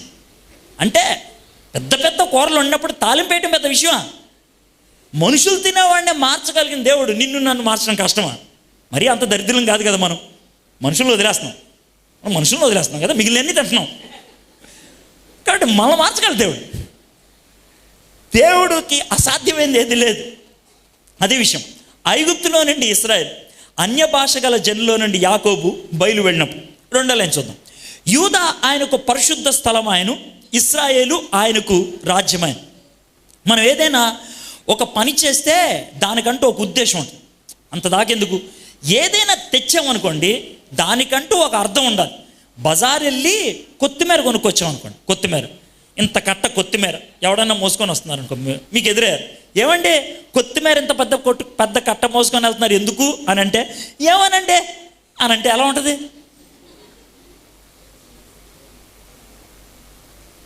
ఏమన్నా అంటాడు అలాగా? ఎందుకు కొత్తిమీర కొన్నారో? కొత్తిమీర ఎంత ఉంటుందండి? 10 రూపాయలు ఉంటుంది. 10 రూపాయలు కొత్తిమీరకి ఒక ఉద్దేశం ఉండాలి అని అంటే, ఇంత పెద్ద జీవితానికి ఉద్దేశం లేకుండా ఉంటుందా? దేవుడు నిన్ను నన్ను సృష్టించాడు, ఈ నేను సృష్టించారా బాబు అని అనుకుంటాడు దేవుడు? అస్సలు అండవు. నేను ఎందుకని చెప్తున్నానంటే, దేవుడు మనల్ని సృష్టించినప్పుడు, అంటే నిన్ను నన్ను సృష్టించినప్పుడు, సృష్టించక మునిపే దేవుడికి ఒక ఉద్దేశం ఉంటుంది ఖచ్చితంగా. సృష్టించక మునిపే. ఇప్పుడు దీని మీద ఈ దుప్పటేశారు కదా, ఇది మనకు తెలిసినంత దుప్పటే, కవరింగ్ వేసి కొంచెం బటన్లు వేసి హడావడి చేశారు, అందరూ తెలిసిన విషయం, దాని దాపరికం ఏం లేదు, అవునా కదా? ఈ పాస్టర్ గారు ఇంటి దగ్గర నుంచి ఈ దుప్పటి తెచ్చేప్పుడు ఇది ఎందుకు తెస్తున్నారు ఆయన తెలుసా లేదా? ఇక్కడ తీసుకొచ్చింది దీన్ని ఎందుకు తెచ్చాను రా అని అంటే పాస్టర్ గారిని పాస్టర్ గారు వెంటనే విశాఖపట్నం పంపిస్తారు. అదే కదా సమస్య లేదు. ఈ దుప్పటి ఎందుకు తెచ్చాను అని అంటే ఎలా ఉంటుంది? ఉండదు. దేవుడు మనల్ని సృష్టించినప్పుడు సృష్టించక మునిపే నిన్ను నన్ను ఎందుకు సృష్టించాడో ఆయనకి తెలుసు. అయితే మన జీవితానికి పరిపూర్ణత, సంతోషం ఎప్పుడు దొరుకుతుందో తెలుసా? దేవుడు మనల్ని ఎందుకు తయారు చేశాడో అది నెరవేరినప్పుడు. అయితే మనం దేవుడి నుంచి దూరం అయిపోయామనుకో, తృప్తి ఉంటుందా? మనకి ఉండదు. సంతోషం ఉంటుందా? ఉండదు. మనం బంధకాల్లోకి వెళ్ళిపోతే ఉంటుందా? ఉండదు. దేవుడు మనల్ని స్వేచ్ఛ జీవితం కోసం సృష్టించాడు కానీ బంధకాల కోసం సృష్టించలా. దేవుడు మనల్ని తన కోసం సృష్టించుకున్నాడు కానీ సాతాను కోసం సృష్టించలా. కానీ మనం సాతానికి అమ్ముడుపోయాం. సాతానికి మనం అమ్మేసుకున్నాం.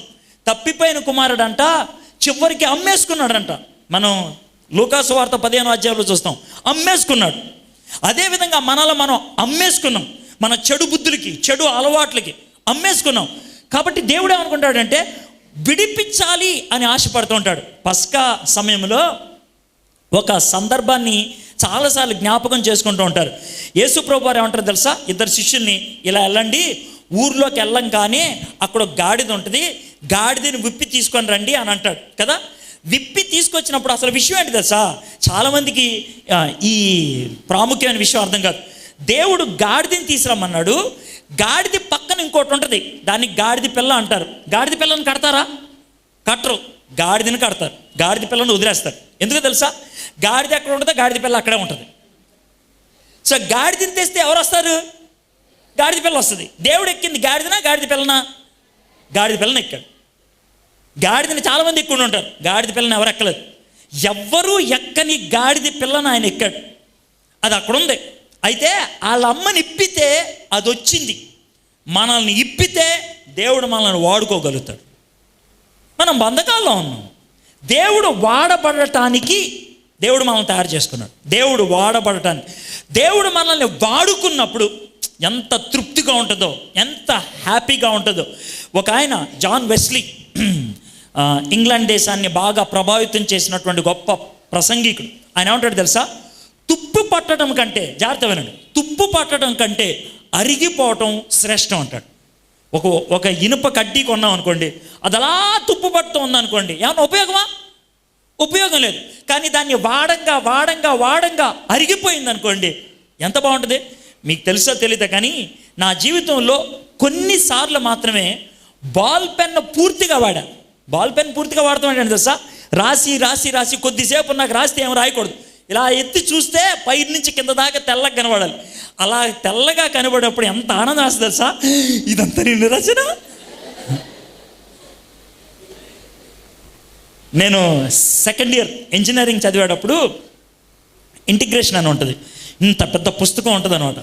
అయితే నేను నా స్నేహితుడు పోటీ కొద్ది రీము కాగితాలు కొనుక్కొచ్చుకున్నాం. రీము కాగితాలు, ఇంత కాగితాలు కట్ట.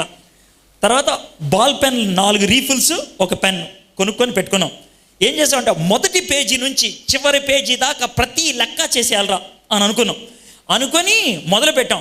72 గంటలు మధ్యలో మా అయితే 1-2 గంటలు నిద్రపోయేవాళ్ళం అంతే. 72 గంటలు నాన్ స్టాప్ ఇద్దరం కూర్చొని లెక్కలు చేస్తూనే ఉండిపోయాం. చేస్తే 3 రీఫిల్స్ అయిపోయినాయి. 3 రీఫిల్స్.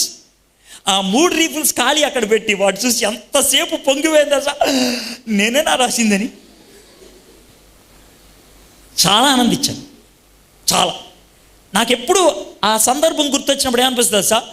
దేవుడు మన జీవితాన్ని చూసి పూర్తిగా వాడుకొని, రే నీ జీవితాన్ని పూర్తిగా వాడుకున్నాను రా నేను అని అంటే ఎంత హ్యాపీగా ఉంటుందో.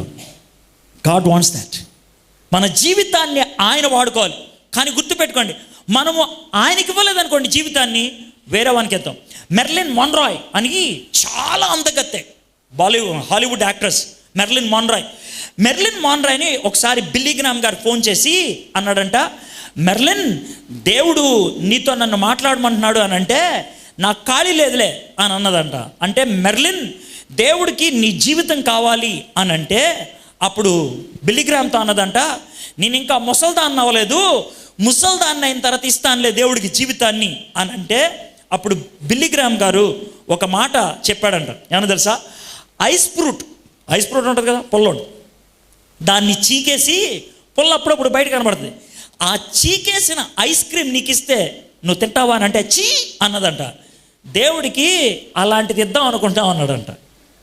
అంటే ప్రతివాడికి జీవితాన్ని ఇచ్చేస్తే ఆడి చీకి చీకి చీకి వదిలేసింది అంట. అదే వైదిగా నా జీవితం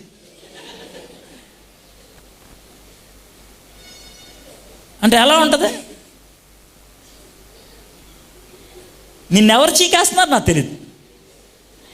నీకు తెలుసు, నేను మాట్లాడే మాటలు పచ్చిగా ఉండొచ్చు, కానీ మనం ఎంత బండబారిపోయామంటే అలాంటి మాటలు అంటే కానీ క్లిక్ కాదు మనకి. నీ జీవితాన్ని ప్రతివాడు చీకేస్తామంటే, ప్రతిదీ చీకేస్తామంటే చివరికి ఇది ప్రభు పొలం మిగిలింది తీసుకో అని అంటే, ఒకవేళ అలాంటి దుస్థితిలోకి వచ్చినట్లయితే ఈ మాటలు గుర్తుపెట్టు.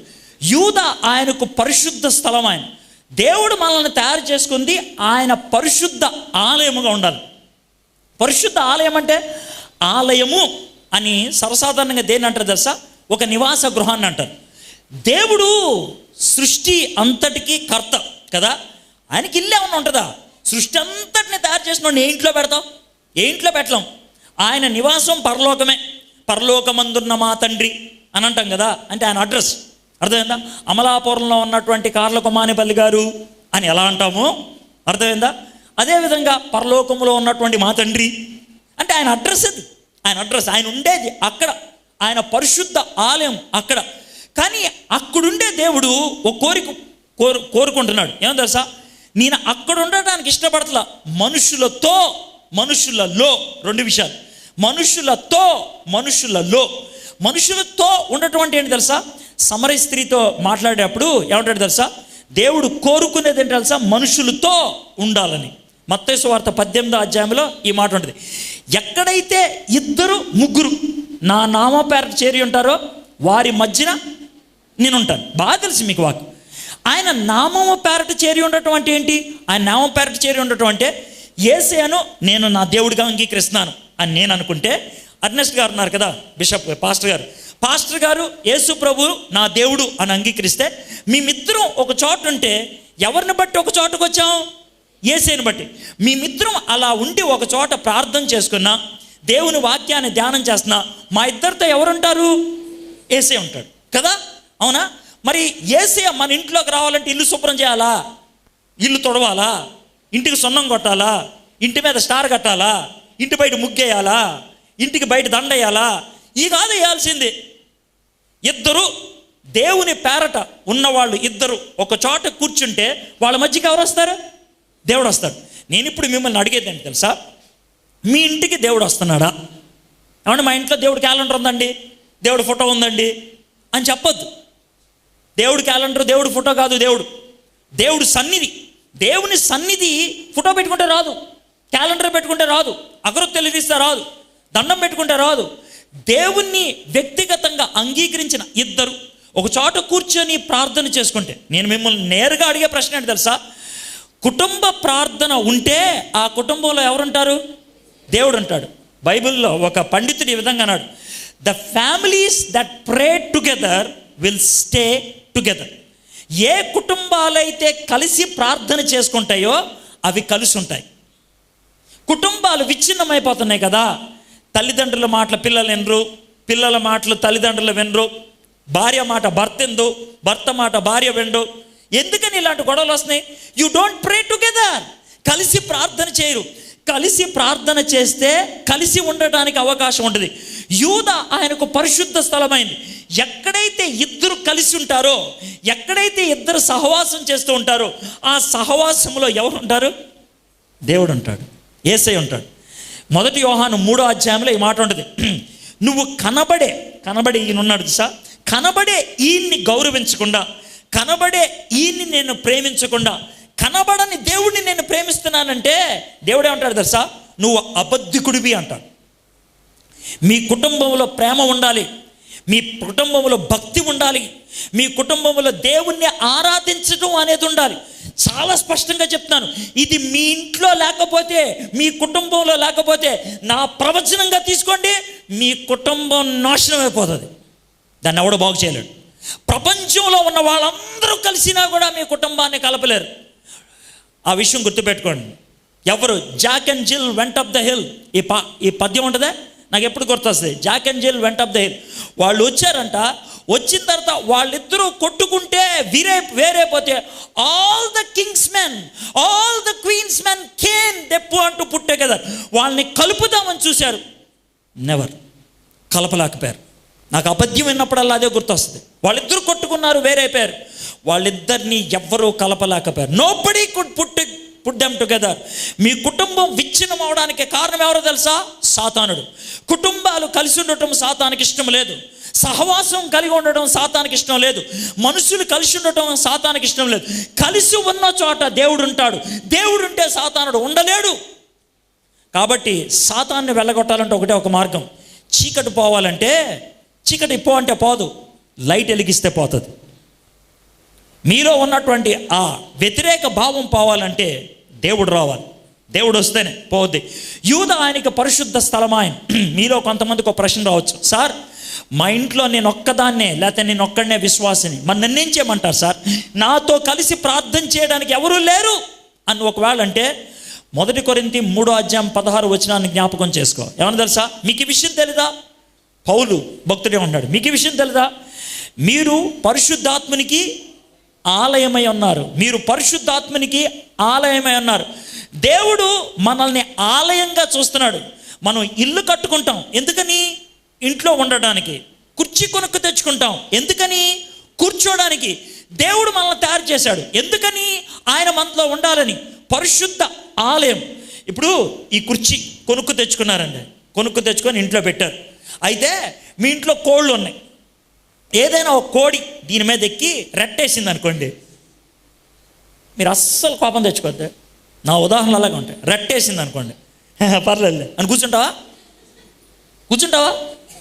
కోడిని ఎన్ని బూతులు తిడతావా? దీన్ని చికెన్ బిర్యానీ చెయ్యా అని అనుకోండి, అనొచ్చు. నేను ఎందుకైనా మాట చెప్తున్నానంటే, కుర్చీ కొనుక్కు తెచ్చుకున్నావు కూర్చుందామని, దాన్ని ఎవడైనా పాడు చేస్తే వాడి మీద నీకేమొస్తుంది? కోపం వస్తుందా లేదా? సేమ్ మాట ఉంది 1 కొరింథీ 3:16. కావాలంటే చూడండి. నీవు నా పరిశుద్ధ ఆలయం, దీన్ని ఎవడైనా పాడు చేస్తే వాడిని నేను, ఉన్నదా లేదా? స్ట్రైట్ ఉన్నదా లేదా? చికెన్ బిర్యానీ చేయా, నిన్ను కబాబు చేయా అంటాడు దేవుడు. నిన్ను దీన్ని తయారు చేసుకుందే దశ, నేను కూర్చుందామని, నేను ఉందామని. దాన్ని నువ్వు పాడు చేసావు అనుకో, చంపేస్తాను నేను, లేపేస్తాను నేను. దేవుణ్ణి ఎవడైనా వ్యతిరేకించి ఉండగలడా? ఉండలేడు. దేవుడు మనల్ని పరిశుద్ధ ఆలయముగా చూస్తున్నాడు. కాబట్టి ఈరోజు మీరు మీ గుండె మీద చేసుకొని, దేవుడు నివాస యోగ్యమైనది ఈ హృదయం అని మీరు చెప్పగలరా? ఒకవేళ మీరు చెప్పలేకపోతే టెన్షన్ ఏం పడద్దు. చెప్పలేకపోతే, ప్రభా దీన్ని పరిశుద్ధపరచు, నువ్వు ఉండు ప్రభా, అది నేను చెప్తాను. నిన్ను మిమ్మల్ని తిట్టేసి వెళ్ళిపోవాలని నా ఉద్దేశం కాదు. జబ్బేంటో చెప్తా, జబ్బుకి పరిష్కారం ఏంటో కూడా చెప్తా. ఇది మీ జబ్బు, ఆ జబ్బుకి పరిష్కారం ఇది. మీ హృదయం పరిశుద్ధంగా లేదు. దేవుడు మిమ్మల్ని చేసిందే పరిశుద్ధ ఆలయంగా ఉండాలని. మీరు ఒకవేళ పరిశుద్ధ ఆలయంగా లేకపోతే నీ గుండె మీద చేసుకొని, ప్రభా నువ్వు దీన్ని పరిశుద్ధంగా ఉంచుదామని తయారు చేసావు, దీన్ని నేను చేతులారా పాడు చేశా, దీన్ని దరిద్రంగా చేశా, పెంట చేశా, దీన్ని బాగు చేయ ప్రభు. యేసు ప్రభు ఎక్కడ పుట్టాడు? గవర్నమెంట్ హాస్పిటల్లోనా? ప్రైవేట్ హాస్పిటల్లోనా? కోట్లోనా? పశువుల పాకలో ఏముంటుంది? యూఫామ్ దానిలో బెడ్ ఉంటుందా? ఫెనాయిల్ డెట్టాలు బాగా వేస్తారా? ఏరు. అక్కడ ఉండేది గేదెలు ఉచ్చ పేడ, బాగా వాసన వస్తుందా? బా ఏముందిరా అని అనుకోండి. ఎవడనుకోడు. మీకు ఆ విషయం అర్థమైందో లేదు? యేసు ప్రభు పుట్టింది పేడ, గేదెలు, బర్రెలు మధ్యన. అక్కడ ఎందుకు పుట్టాడు తెలుసా? నేను అక్కడ కూడా వస్తా, నేను వస్తే అప్పుడు క్లీనింగ్ మొదలు పెడతా. నేను అక్కడికి వచ్చి క్లీనింగ్ చేస్తాను. నీ హృదయం ఎంత దరిద్రమైందేనా ప్రభా దా అని అంటే ఆయన లోనకు వచ్చి అక్కడ క్లీనింగ్ మొదలు పెడతాడు. ఆయన ఏసే పుట్టంగానే అక్కడికి ఎవరు వచ్చారు? దేవదూతలు వచ్చారు. అవునా కదా? దేవదూతలు వచ్చి ఏం చేశారు? పాటలు పాడారు. అవునా కదా?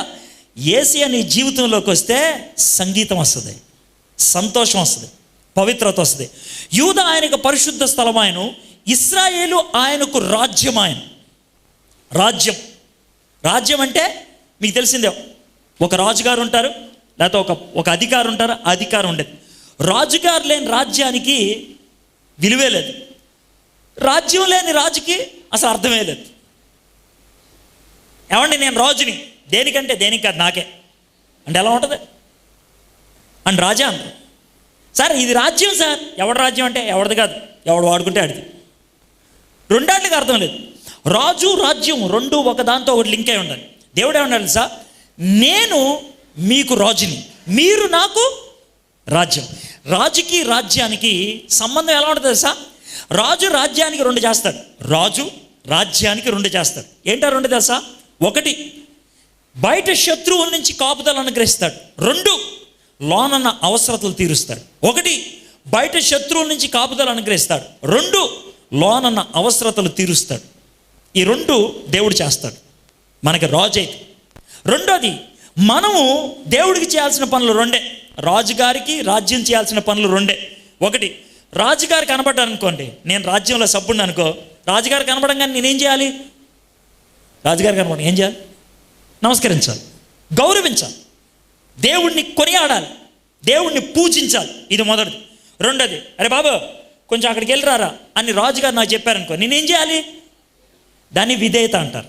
రెండు పనులు నేను చేయాల్సింది. ఒకటి రాజుగారిని గౌరవించాలి, రాజుగారు చెప్పినట్లు నేను చేయాలి, అంతే. ఈ రెండు పనులు నేను చేస్తే ఆయన రెండు పనులు చేస్తాడు. ఏంటో రెండు పనులు? నా అవసరతలు తీరుస్తాడు, నాకు కాపుదల అనుగ్రహిస్తాడు. అవునా కదా? కానీ మనం చేయాల్సిన పనులు చేయం, నువ్వు చేయాల్సినవి చేయవా అని అడుగుతాం.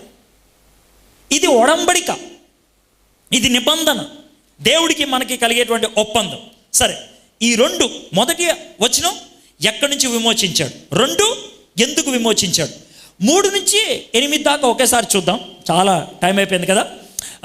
సముద్రము దాన్ని చూచి పారిపోయాను, యోర్దాను నది వెనుకకు మళ్ళెను, కొండలు పొటేలు వలెను, గుట్టల గొర్రె పిల్లల వలెను గంతులు వేశాను. దేవుడు యూదుల్ని అంటే ఇశ్రాయేలుని విమోచించాలి అనుకున్నప్పుడు వాళ్ళకు వచ్చినటువంటి సమస్యల్ని ఎలా పరిష్కరించాడో చెప్తున్నాడు. ఇది మనకెందుకు ఉపయోగపడుతుంది తెలుసా? దేవుడు మన సమస్యల్ని పరిష్కరించేటప్పుడు మనకు కొన్ని అడ్డులు రావచ్చు. మీరు కూడా ఆలోచించవచ్చు, నేను కొన్ని చెప్తాను అడ్లు. ఆ అడ్డు ఎవరు తొలగిస్తారు అని మీరు అనుకుంటే ఏం టెన్షన్ పడక్కర్లా. చూడండి, వాళ్ళు ఐగుప్తు దేశం నుంచి వచ్చారా? కొంచెం దూరం వచ్చిన తర్వాత వాళ్ళకి ఏం అడ్డు వచ్చింది? ఎర్ర సముద్రం అడ్డొచ్చింది. ఎర్ర సముద్రం అడ్డొచ్చింది కదా, ఇక్కడ టెంట్ వేసుకొని ఉందాం అని అంటే కుదరదు. యువతల నుంచి ఎవరు వస్తున్నారు? ఫరో మళ్ళీ రథాలు వేసుకొని వస్తున్నాడు. వెనక్కి వెళ్ళలేరు, ముందుకు వెళ్ళలేరు, వెనక్కి వెళ్ళలేరు, ముందుకు వెళ్ళలేరు. తలపైకి ఎత్తారు, ప్రభువా అని ప్రార్థన చేశారు. అప్పుడు దేవుడు ఏం చేశాడు? ఎర్ర సముద్రాన్ని 2గా పాయలు చేస్తే ఆరిన నేలను నడుచుకుంటూ వెళ్ళారు. అవునా కదా? ఎర్ర సముద్రాన్ని పాయలు చేయగలిగేవాడు దేవుడు.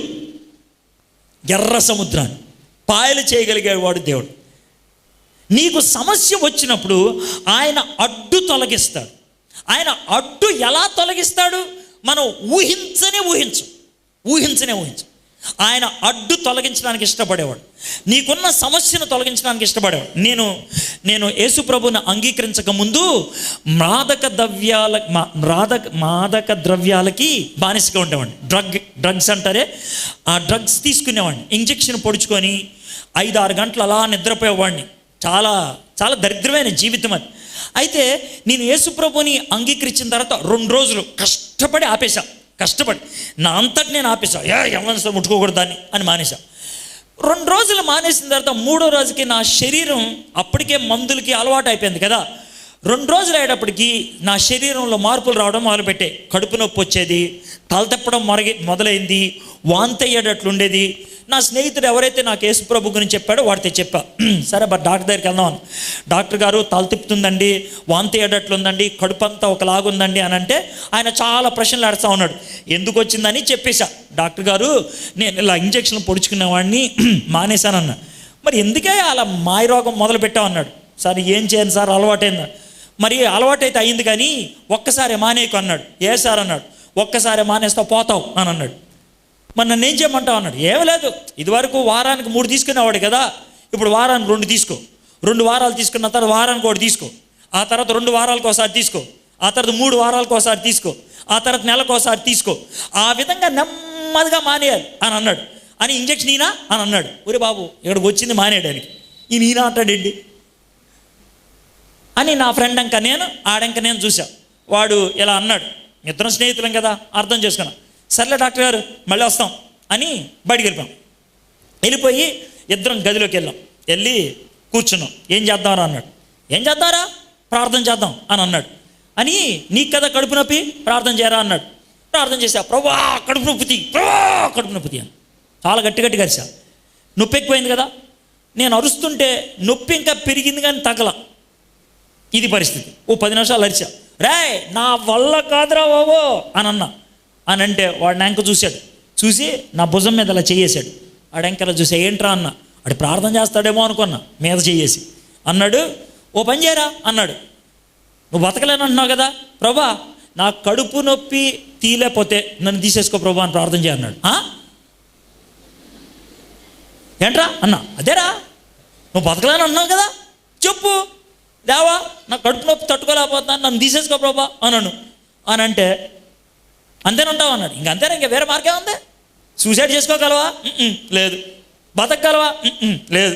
కూడా మార్గం, సూసైడ్ చేసుకోలేవు, బతకలేవు. ప్రభా నన్ను చంపను అడుగు. కష్టపడి ప్రార్థన చేశాను తెలుసా. ఎప్పుడైనా అలా చేస్తాడా?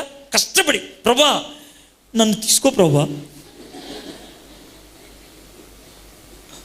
చాలా కష్టపడి ఆ మాట అంటే ఎంత తక్కువ వచ్చేసిందో, చాలా తక్కువ వచ్చేసింది. ప్రభా నేను తట్టుకోలేకపోతున్నాను, తీసుకో ప్రభా. ఓ 2-3 సార్లు అన్నా. చాలా విచిత్రం అనిపించింది తెలుసా. చాలా అంటే చాలా విచిత్రం అనిపించింది. కడుపు నొప్పి అయిపోయింది. అరే కడుపు నొప్పి లేదురా అన్న, అయిపోయింది. దేవుడు అద్భుతంగా స్వస్థపరిచాడు. 3 రోజుల తర్వాత డాక్టర్ గారు మళ్ళీ కలిశారు. మా మెడికల్ స్టోర్స్ ఉంటుంది అన్నమాట, మా ఇంటి మెడికల్ స్టోర్స్ పక్కనే మా డాక్టర్ గారు చూసి, ఏం బాబు ఎడ్వర్డ్ బాగున్నావా, ఎలా కడుపు నొప్పి తగ్గిపోయిందని. ఎలా తగ్గిపోయింది, ఏం వేసుకున్నా, ఏ డాక్టర్ దగ్గరికి వెళ్ళా, ఎవరి దగ్గరికి వెళ్ళా సార్, దేవుడి దగ్గరికి వెళ్ళా. ఆయన ఇప్పటికీ ఆశ్చర్యపోతాడు. ఇప్పటికీ డాక్టర్కి అంతు పట్టనటువంటి విషయం ఇది. డాక్టర్లకి అంతు పట్టనటువంటి విషయం. ఇది ఎట్లా సాధ్యం నాకు తెలియదు. ఇది ఎట్లా సాధ్యం? నీకు ఏ అడ్డు ఉన్నా ఆయన తొలగిస్తాడు. ఇది నా జీవిత అనుభవం. నా అడ్డు తొలగించాడు. నీకేదైనా అడ్డుందా, ఆ అడ్డు ఆయన తొలగిస్తాడు. నీది ఏ అడ్డు అయినా సరే. నాకు ఒక గర్ల్ ఫ్రెండ్ ఉండేది అప్పట్లో, యేసుప్రభుని అంగీకరించుకోమని. ఒక గర్ల్ ఫ్రెండ్ యేసుప్రభుని అంగీకరించిన 2 వారాలకో 3 వారాలకో, అరే ఈ గర్ల్ ఫ్రెండ్లు ఉండకూడదురా అని అన్నాడు. అని అంటే అరే వదిలిపెట్టడం చాలా కష్టంగా ఉందిరా అన్న. ఎవరికైనా కష్టంగా ఉంటుంది కదా.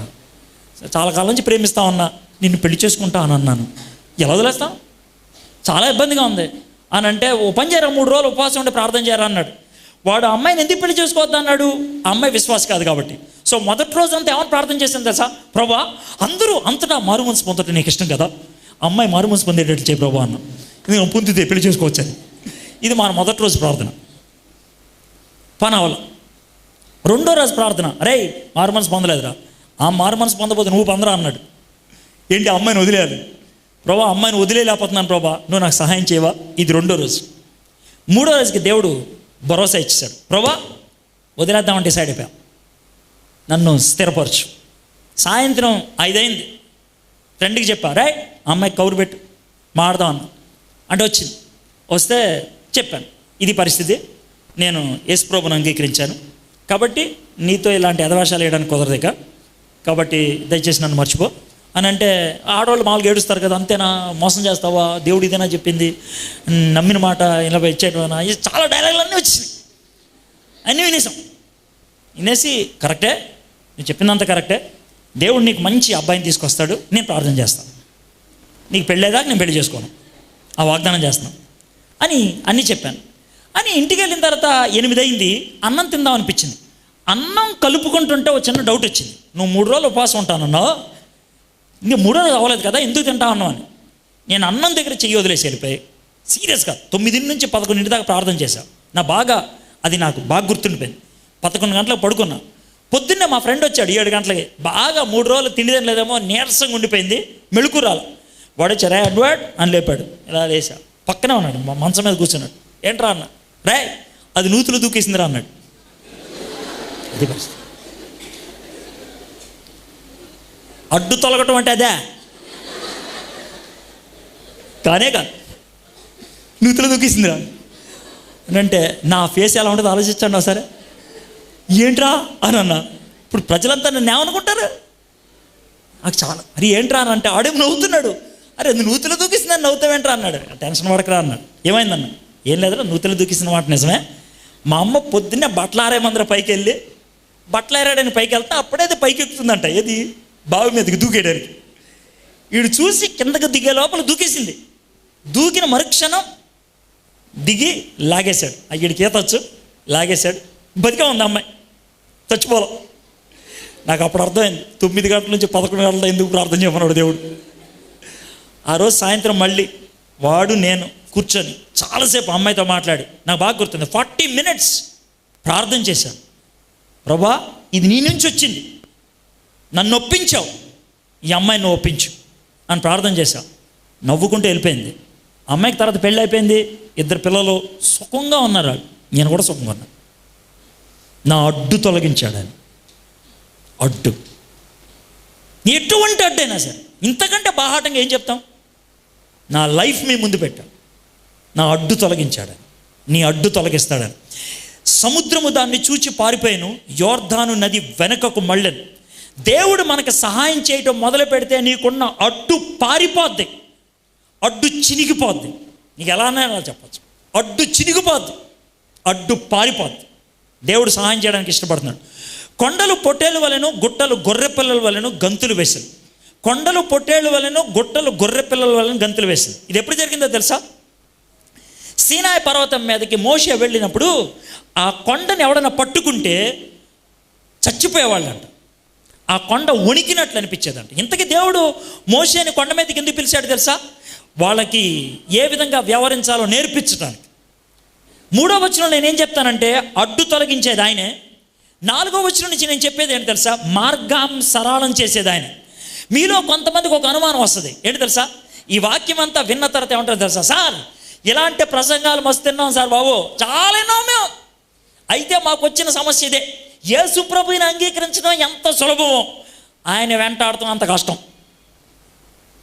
ఈరోజు అంగీకరించేస్తాం, రేపు నుంచి మా బతికేంటి సార్. నేనేమంటాను తెలుసా? ఈరోజు నీ దేవుడికి నీ జీవితాన్ని ఇస్తే గుర్తుపెట్టుకో, నీ బాధ్యత నీదే కాదు, ఇంకెవరిది? దేవుడిది. నీ దేవుడిది. ఆయన నీకు మార్గాన్ని చూపిస్తాడు, మీకు నేర్పిస్తాడు, ఏ విధంగా వ్యవహరించాలో ఆయన నీకు తర్బీదు చేస్తాడు.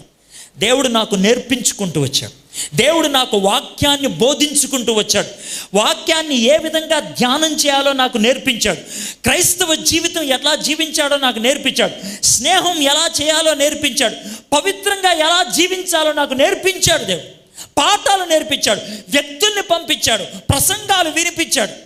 దేవుడు నాకు నేర్పించాడు. He will teach you. కానీ ఒకటి, దేవుడితో నిబంధన చేసుకోవడానికి ఇష్టపడు. సముద్రమా నీవు పారిపోటకి నీకేమి తటస్థించినది? యోర్దాను నువ్వు వెనుకకు మల్లుటకి నీకేమి తటస్థించినది? కొండలారా మీరు పొట్టేళ్ళ వలెను, గుట్టలారా మీరు గొర్రె పిల్లల వలెను గంతులు బయటకు మీకేమి సంభవించినది? 3, 4 మళ్ళీ 5, 6గా రిపీట్ అయింది. సరే, 8వ వచనం చదివి తర్వాత 7వ వచనంకి వద్దాం. 8వ వచనం, ఆయన బండను నీటి మడుగుగాను, చెకుముకి రాతి బండను నీటి ఊటలుగాను చేయవాడు. 3వ వచనం అడ్డు తొలగించేవాడు. 4వ వచనం మార్గాన్ని సరళం చేసేవాడు. 8వ వచనం అవసరతలు తీర్చేవాడు. అవసరత. ఆయన బండను నీటి మడుగుగాను, చెక్కుముక్కి రాతి బండను నీటి ఊటలుగాను చేయువాడు.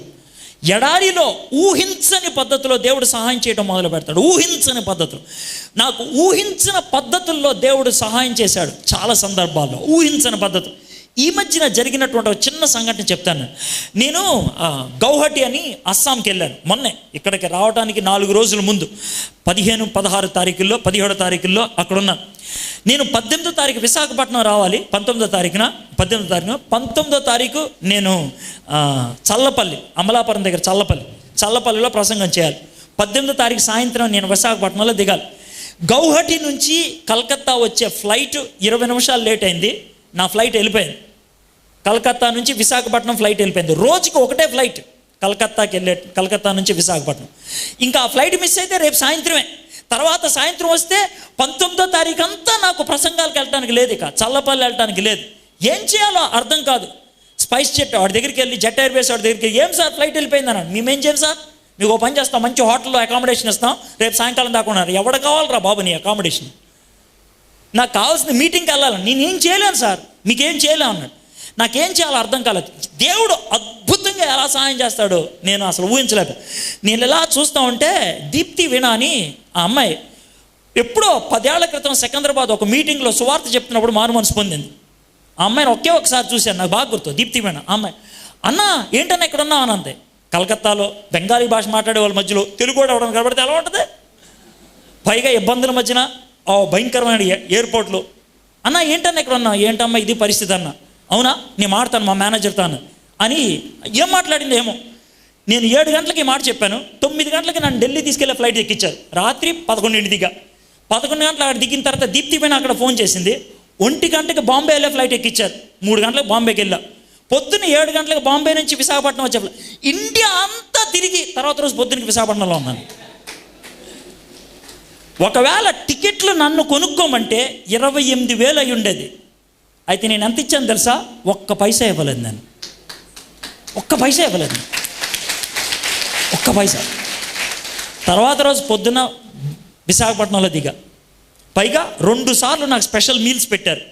రాత్రి 3 గంటల సేపు బాంబేలో ఎగ్జిక్యూటివ్ లాంజ్లో నాకు రెస్ట్ ఇప్పించారు. దేవుడు ఎలాగ సహాయం చేస్తాడు, ఎడారిలో నీటి ఊటను ఎలా సృష్టిస్తాడు ఊహించలేం. ఇందాక భోజనం చేసేప్పుడు పాస్టర్ గారు చెప్తా ఉన్నారు, మొన్నేదో వాళ్ళు ఇబ్బందులు ఉన్నారంట, ఎలక్ట్రిసిటీ బిల్లు కట్టడానికి కూడా డబ్బులు. ప్రార్థన చేస్తామంటే మధ్యలో ఫోన్ రింగ్ అయిందంట. ఫోన్ ఎత్తనా ప్రార్థన చేయనా అన్న సందిగ్ధంలో ఉండి చివరికి ఫోన్ ఎత్తితే ఎవడో చెప్తున్నానంట, ఏమంటే మీ వర్తమానం విన్నాం, మీకు కొంచెం డబ్బులు గిఫ్ట్ పంపిద్దాం అనుకుంటున్నామని. ప్రార్థన పూర్తి కాకముందే సమాధానం పంపించడానికి ఇష్టపడేవాడు దేవుడు. మన అవసరాలు తీర్చాం. అయితే ఒకటి, దేవుడికి మనకి ఏముండాలా? లింక్ ఉండాలా. అవునా కదా? అది లేకపోతే లేదు. ఉందా మీకు? స్ట్రైట్ అడుగుతున్నా. లేకపోతే లింక్ ఏర్పరచుకోండి. దానికి మీరు చేయగలిగేది ఏమీ లేదు. మీ దగ్గర ఒక కుక్క ఉంటుంది కదా, కుక్కని తీసుకు దాన్ని తగిలించండి, అంతే అయిపోయింది, లింక్ అయిపోయింది కదా. అంత సింపుల్. దేవుడికి తీసుకెళ్ళి కుక్కను తగిలించండి, ఆ తర్వాత ఆయన చూసుకుంటాడు. ఇదంతా అయిపోయింది కదా. 7వ వచనం చదివి ముగిద్దాం. భూమి ప్రభు సన్నిధిని, యాకోబు దేవుని సన్నిధిని వణకు. ఇది నాకు ఎందుకు అనిపిస్తుంది అంటే, ఈ వచనం చివరి ఎందుకు చదవాలనిపించిందంటే, దేవుడు 10 లక్షల మంది ఇశ్రాయేలుని ఎర్ర సముద్రాన్ని పాయలు చేసి, సీనాయి పర్వతాన్ని గంతులేపించి, ఎడారిలో నీటి బుగ్గను తెప్పించి వాళ్ళని ఒక దేశంలోకి తీసుకొస్తే ప్రపంచం ఆ దేవుణ్ణి చూసి ఏమంటుంది తెలుసా?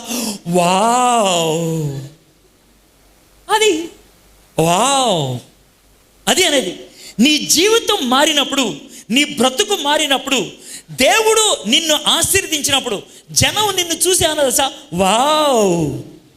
అనాలి. అది దేవుడు చేసిన కార్యాన్ని చూసి భూమి వణకాలి, భూమి ఆనందించాలి. నా బ్రతుకును చూసి భూమి ఆనందించాలి. 2 రకాలైన మనుషులు ఉంటారంట. ఒక రకం మనిషిని భూమి ఏమంటుంది? సరే నువ్వు నాకు భారం అయిపోయావరా అంటదంట. ఇంకో రకమైన మనిషి ఉంటుంది, అరే నువ్వు నాకు ఆనందం అయిపోయావరా. నీ బ్రతుకును చూసి భూమి ఏమంటుంది? నీ బ్రతుకును చూసి దేవుడు ఏమంటున్నాడు? నిన్ను చూసి ప్రజలు వణకాలి, వీళ్ళ దేవుడు గొప్పవాడని. షడ్రక్, మెషక్, అబేద్నెగో అగ్నిలోకి వెళ్తే వాళ్ళ ఎంటుకలు కూడా కాలకపోతే రాజుగారు వాసన చూసిన తర్వాత ఏమంటారు? వీళ్ళ దేవుడేరా నిజమైన దేవుడు, వీళ్ళ దేవుడేరా నిజమైన దేవుడు అని అన్నారు. ఎందుకు తెలుసా? ఒక అద్భుతం జరిగింది. దేవుడు నా జీవితాన్ని అద్భుతాలు చేయడానికి సాధనంగా వాడుకోవడానికి ఇష్టపడుతున్నాడు. ఎప్పుడు తెలుసా? ఆయనకి మన జీవితాన్ని సమర్పించినప్పుడు. బానిసత్వంలో ఉన్నటువంటి మీరు దేవుని యొక్క గొప్పతనాన్ని ప్రతిబింబించేటువంటి ఒక సాధనంగా మారాలి. బానిసత్వంలో ఉన్నటువంటి మీరు దేవుని యొక్క గొప్పతనాన్ని చాటి చూపించే సాధనంగా మారాలి. అది ఎప్పుడు జరుగుతుందో తెలుసా? దేవుని చేతుల్లో మిమ్మల్ని మీరు పెట్టుకున్నప్పుడు. ఇప్పటిదాకా మీ జీవితాన్ని మీ దేవునికి సమర్పించారా?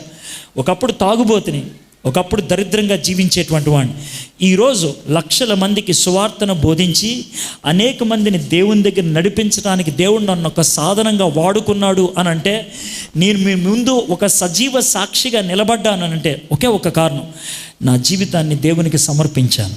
దేవా, ఇదిగో నా జీవితం అన్నాను.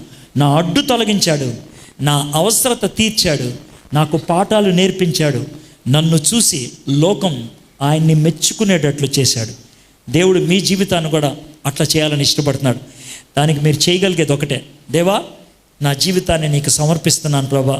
పాడైపోయింది నా జీవితం, బానిసత్వంలో ఉంది, దరిద్రమైన బతుకులో ఉంది, నన్ను క్షమించు ప్రభా, నన్ను పవిత్రపరచు ప్రభా అన్న దేవుణ్ణి అడగగలిగితే ఆయన నిన్ను క్షమిస్తాడు, నీ జీవితాన్ని మారుస్తాడు. తల వంచండి, కళ్ళు మూసుకోండి, చిన్న ప్రార్థన చేసుకొని మనం ముగించుకుందాం.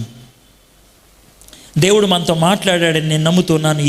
ఈ మొదటి సాయంత్రం మనం పాడు చేసుకున్నాం మన జీవితాన్ని, బంధకాల్లోకి వెళ్ళిపోయాం, బానిసలుగా జీవిస్తున్నాం, పరాయి రాజు కింద పనికి మాలిన జీవితాన్ని జీవిస్తున్నాం. అలాంటి పరిస్థితుల్లో దేవుడు ఈరోజు నేను అడుగుతున్నాడు, నిన్ను నేను విమోచిస్తాను, నా దగ్గరికి రా అని అంటున్నాడు. ప్రభా, నా చెయ్యి అందిస్తున్నాను ప్రభా, నన్ను విమోచించవా, నన్ను విడిపించవా ప్రభా, నేనున్నటువంటి బంధకాల్లోంచి నన్ను విడిపించు ప్రభా. నువ్వు ఎలా విడిపిస్తావో నాకు తెలియదు ప్రభా, నాకున్నటువంటి బంధకాలు నీకు ఒక్కడికే తెలుసు ప్రభా. Only you know it lord, నీకు ఒక్కడికే తెలుసు ప్రభా. నన్ను విమోచించు ప్రభా. నేను కొన్ని ఎవరికి చెప్పుకోలేని ఉండొచ్చు, కానీ ఈ రాత్రి నేను మిమ్మల్ని బ్రతిమలాడుతున్నాను. మీరు బంధకాల్లో ఉండిపోవాల్సిన అవసరం లేదు. మీ జీవితాన్ని పనికి మాలిందిగా చేసుకోవాల్సిన అవసరం లేదు. నా జీవితం పూర్తిగా పాడైపోయింది అని నువ్వు అనుకున్నప్పుడు కూడా ఒక్కసారి దేవుని దగ్గరకు వచ్చి, ప్రభా నన్ను క్షమించు ప్రభా, నన్ను శుద్ధీకరించు ప్రభా, ఇదిగో ప్రభా చేయి చాపుతున్నాను ప్రభా, నన్ను విమోచించు ప్రభా, నాకున్న అడ్డు తొలగించు ప్రభా, నాకున్న సమస్యను తొలగించు ప్రభా.